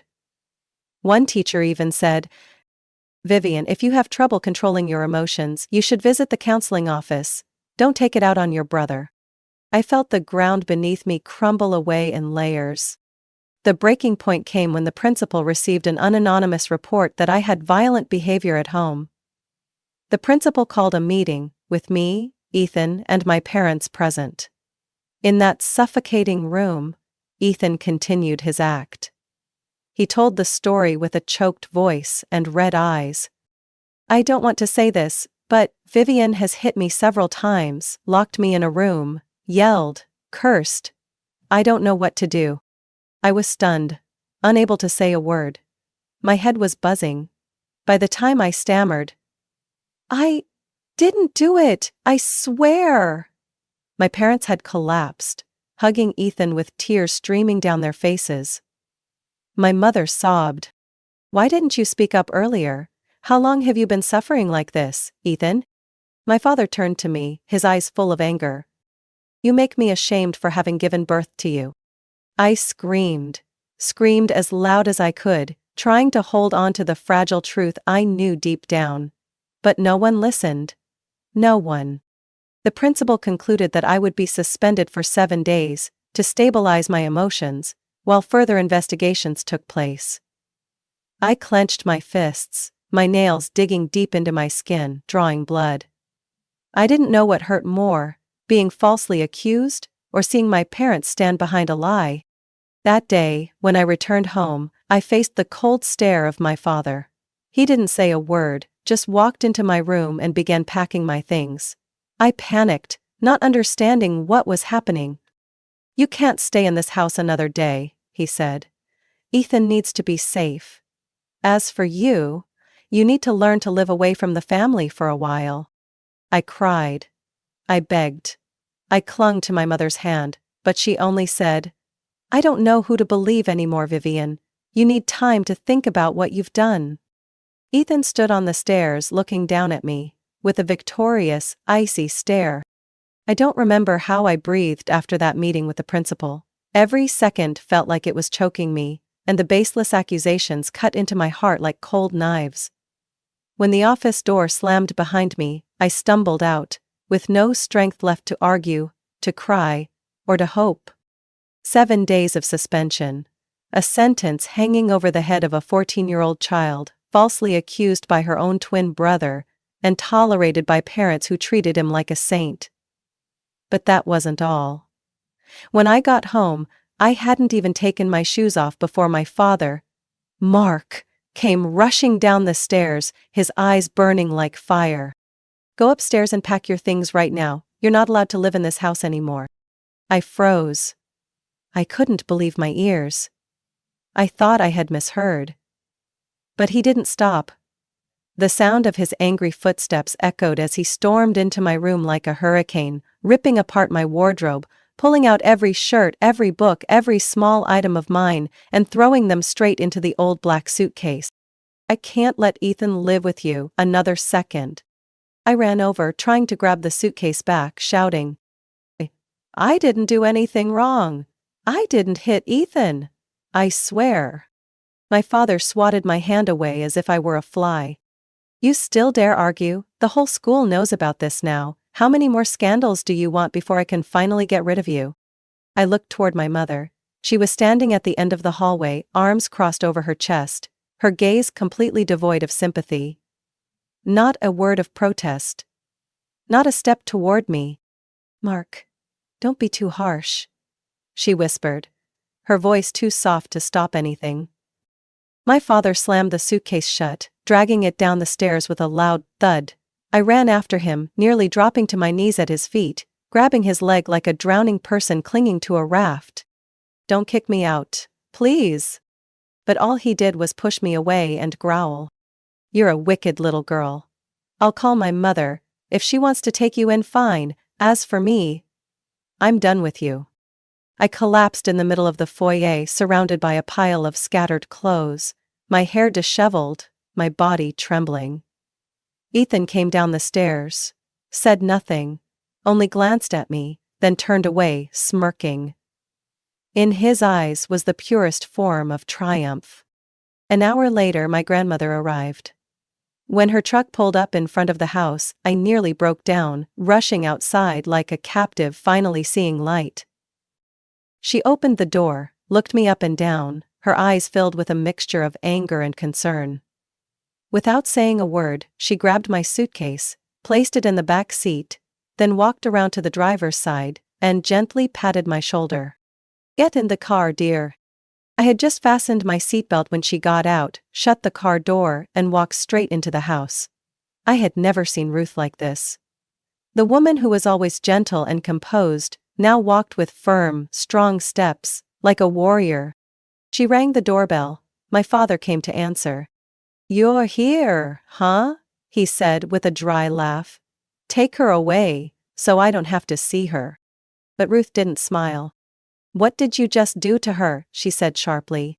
"I'm protecting Ethan. She hit him, don't pretend you don't know." Ruth narrowed her eyes and then pushed the door open, stepping inside as though she were the one in charge of the house. I know Ethan is lying. I know he's a hypocrite pretending to be an angel. And I also know it's you two who kicked your 15-year-old granddaughter out of your house, believing a cheap play." My mother stepped out of the kitchen, pale-faced. "Ruth, you're accusing Ethan of this, you're slandering him." Grandma slammed her hand down on the coffee table, the sound echoing coldly. "Linda, I've stayed silent long enough, but not anymore. If you two dare to kick Vivian out without any solid evidence, I'll call CPS straight away and report your abandonment of a minor." My father's face turned purple, and he hissed, "Are you threatening me?" She looked straight into his eyes, unafraid. "No, I'm warning you." No one said another word. She turned around, walked out the door, pulled me into the car, and drove off without looking back. The first night at her house, I couldn't sleep.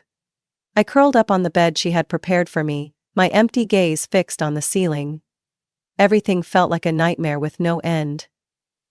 I, a good child, who never broke the rules, never hurt anyone, was thrown out like a criminal. Just because I wasn't Ethan. The next morning, Grandma made breakfast, pancakes and orange juice. She sat down next to me, took my hand, and gently asked, "You want to tell me everything?" And I did.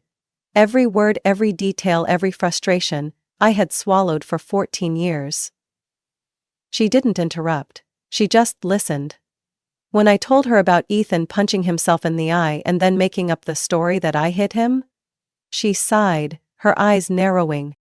I suspected something was wrong with him, but I didn't know he could be so cruel.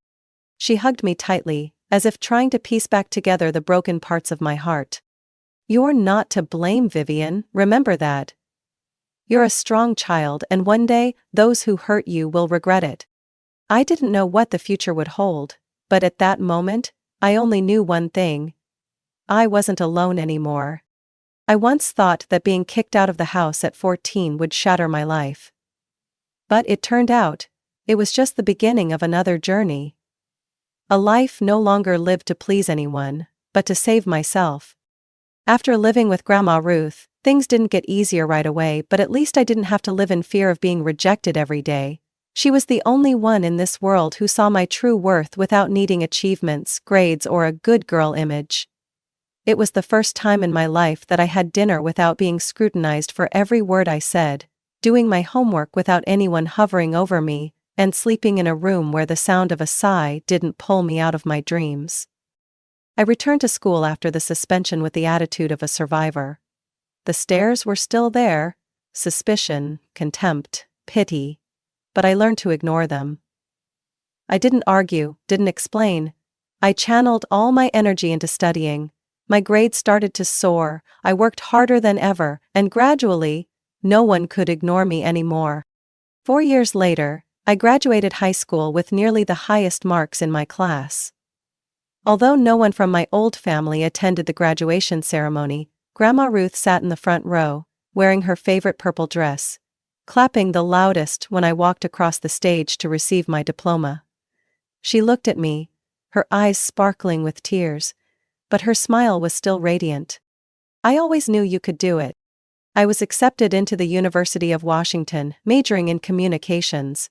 At that time, I had nothing but an old laptop and a heart full of scars. But I carried with me the most valuable thing: Grandma's faith in me. College was where I could finally breathe. No one knew I was the girl kicked out of her house. No one knew I had been falsely accused of abusing my brother. I was Vivian, the diligent, sociable student who took every academic opportunity seriously. At a seminar about freelancing in the digital age, I was introduced to freelance content writing. At first, I just wanted to make some extra pocket money. I created accounts on platforms like Upwork and Freelancer, writing simple product descriptions and blog posts. To my surprise, I became so passionate about it that I spent my entire summer vacation learning more about SEO, persuasive writing, and project management. Money started to flow into my account. I no longer had to ask Grandma Ruth for money to buy books. Instead, I bought her birthday gifts, paid part of my tuition, and for the first time, felt worthy of the life I had.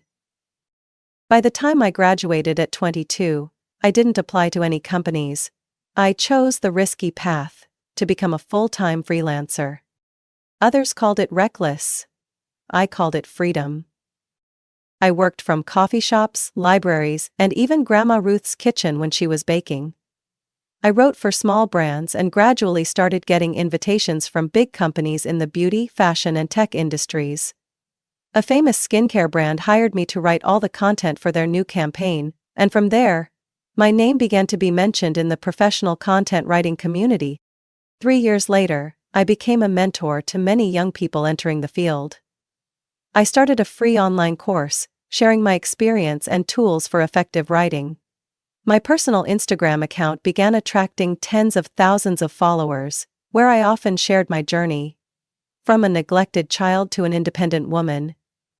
It was at that moment that my old school, the one that had suspended me without evidence, sent me an invitation to return as a speaker at their annual career seminar. When I read the email, my hands trembled. I thought I would feel hatred, anger, but no. I felt relief. Because now, I could return to the place that once crushed me, not for revenge, but to stand tall. As proof that I had overcome it all. On the day I returned, the auditorium was packed with students. I stood on stage, microphone in hand, my heart pounding like a drum. My name is Vivian Parker. I once studied at this school. And I was suspended because of a lie. The entire room fell silent. I'm not telling you this to stir up sympathy. I'm telling you because I want you to know. Sometimes, life will treat you badly.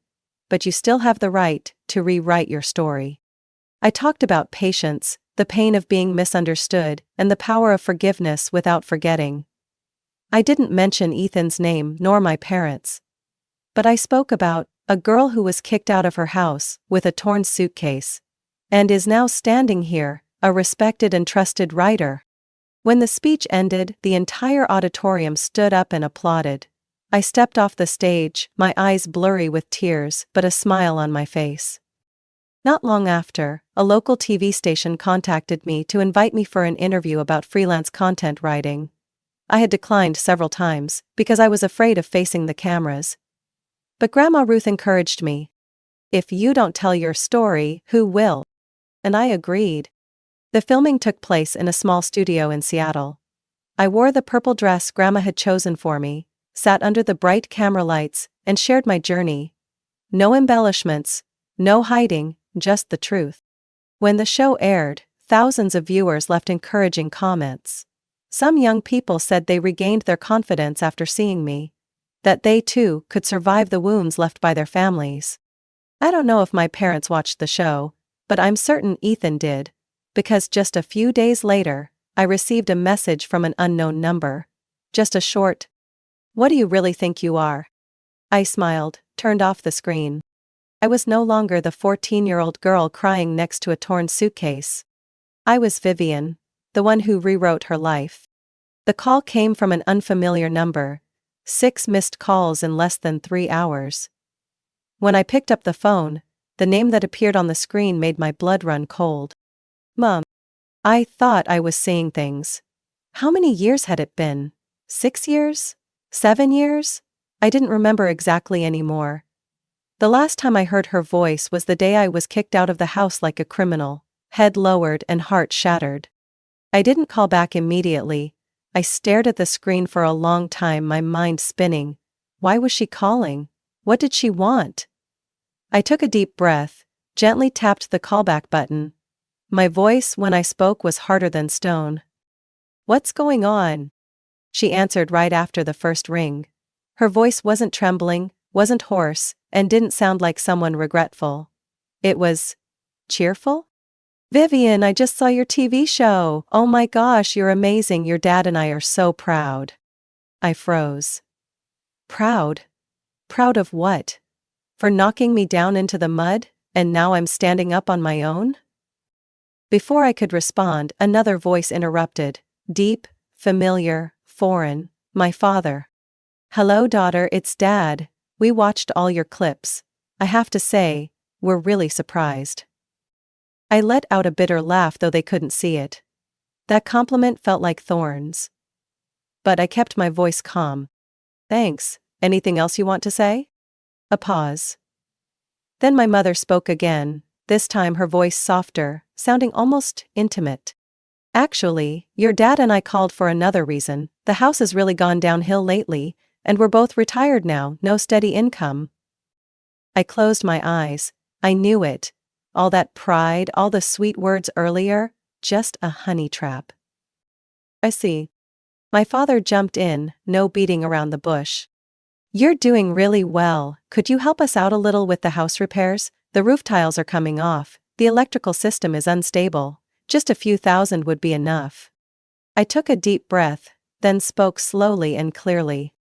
"Why do you think I would help?" No one answered right away. My mother tried to plead. "After all, we're family, Vivian. You shouldn't hold on to the past." "Family?" I laughed coldly. "What kind of family kicks their 14-year-old daughter out onto the street, just because they believe their son's lies?" No one responded. I continued, this time my voice no longer restrained. "I can't forget the way you blindly believed Ethan. The way you stood in front of the principal, friends, neighbors, and tarnished my honor without once asking me what was true." "Vivian." "Shut up, Mom." I sat up straight, my heart pounding, but my mind completely clear. "I will help. But only if you accept my terms." My father grew cautious. "What terms?" I gritted my teeth. "You have to organize a family meeting, invite all relatives, close friends, and anyone who believed Ethan's lies. During that meeting, you will stand up and publicly apologize to me. Admit that Ethan made up stories. Admit that you kicked me out of the house when I was still a child." "Vivian, are you joking?" my mother exclaimed, nearly shouting. "No. I'm serious. If there's no public apology, don't expect a single penny from me." My father began to lose his temper. "That's ancient history. Demanding this is cruel." I laughed bitterly. "And how was the way you treated me when I was 14? Compassionate. You're trying to get revenge." "No, I'm demanding justice." My mother was silent for a long time, then tried to soften her tone. "How about, we talk privately? No need for a family meeting. We're family. Preserving face is still—" I cut her off. "Your face doesn't matter more than my honor." I ended the call with one sentence. "The choice is yours. I don't need you. But you need me." And I hung up. That night I sat in front of my laptop, writing an email to the entire family. Not to complain, but to tell the truth. I attached a screenshot of the message from Ethan, a message he had sent me a few days ago, when he found out his parents had contacted me. "You're really stupid to think that Mom and Dad would choose you over me. They never loved you, and they'll never do anything to protect you. The best thing is to give them money and then disappear." I didn't write anything cruel. I just told the truth about what happened. Step by step, year by year, the humiliation. I ended the email with one line. I don't need you to defend me, but if one day you wonder, why did Vivian cut off all contact? This is the answer. I hit send. And in that moment, I felt freer than ever.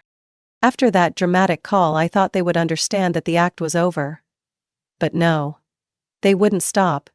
Every day my phone showed a new series of missed calls from my parents. Sometimes they even called in the middle of the night, leaving long voicemail messages. My mother crying. My father angry. Sometimes begging.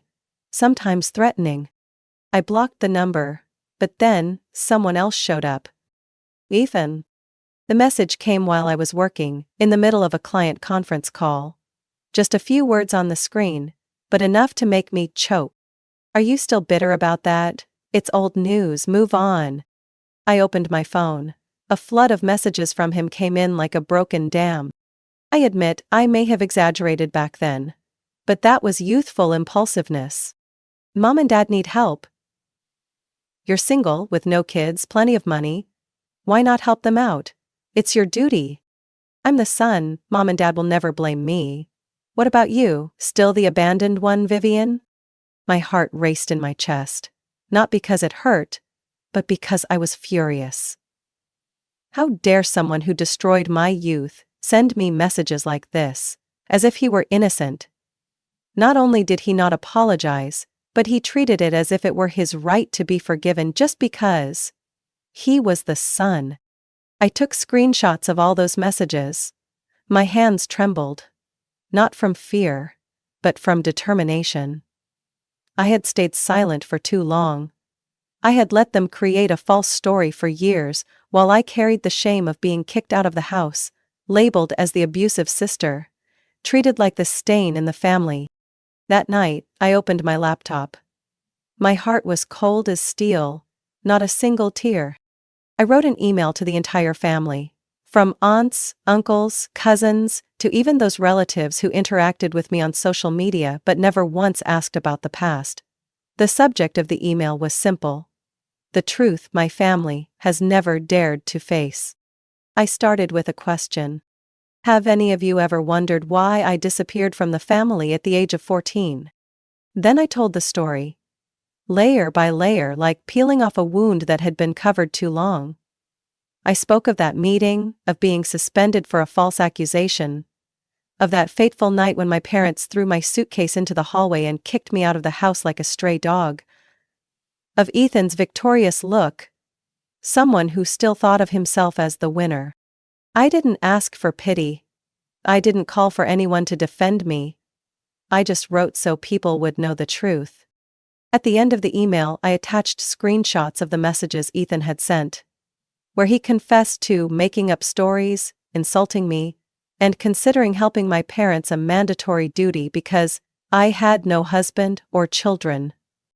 I hit send, then turned off the laptop, sitting in silence as the room darkened with the evening light. Grandma Ruth sat across the room, her hand on my shoulder. You did the right thing, Vivian. It's time for the truth to be heard. Just hours later, the replies started pouring in. Some called, some texted, some just left a heart emoji in silence. Aunt Amelia, my mother's sister, was the first to call. Vivian, I'm so sorry, I really didn't know things were this bad. Your mother? She never told me. She always said you left because of petty arguments. I said nothing. She continued, her voice choking. I always wondered why you never came home for the holidays. Now I understand. I feel disgusted by how they stayed silent all these years. Then came Uncle Daniel, Uncle Steve, even my cousin Melissa, who had attended middle school with me. Each one had one thing in common. We trusted the wrong person. The family was in turmoil. In the family group chat, which was usually only for sharing Christmas photos or Thanksgiving plans, now there was a fiery argument. Some defended me, others questioned why my parents did this to their daughter. Some quietly left the group, but most stayed to face the truth. I didn't participate in that chaos. I just read and felt every layer of the truth being exposed publicly. The next day I received a call from another unfamiliar number. This time, I didn't need to look to know who it was. I picked up the phone. "Are you happy now?" Ethan's voice came through, no longer arrogant but full of bitterness. "I've just begun," I replied coldly. "You want to destroy the family? You want to turn mom and dad into a joke?" "No, I just want them to taste exactly what they forced me to swallow for 14 years. Ethan exhaled sharply. "Who do you think will believe you when mom and dad always side with me?" I smiled bitterly. "Your messages say otherwise, and now? It's not just me who has a copy." I hung up before he could say anything else, not because I was afraid, but because I didn't want to waste another second on this trash disguised as family. That night, Grandma Ruth held me close.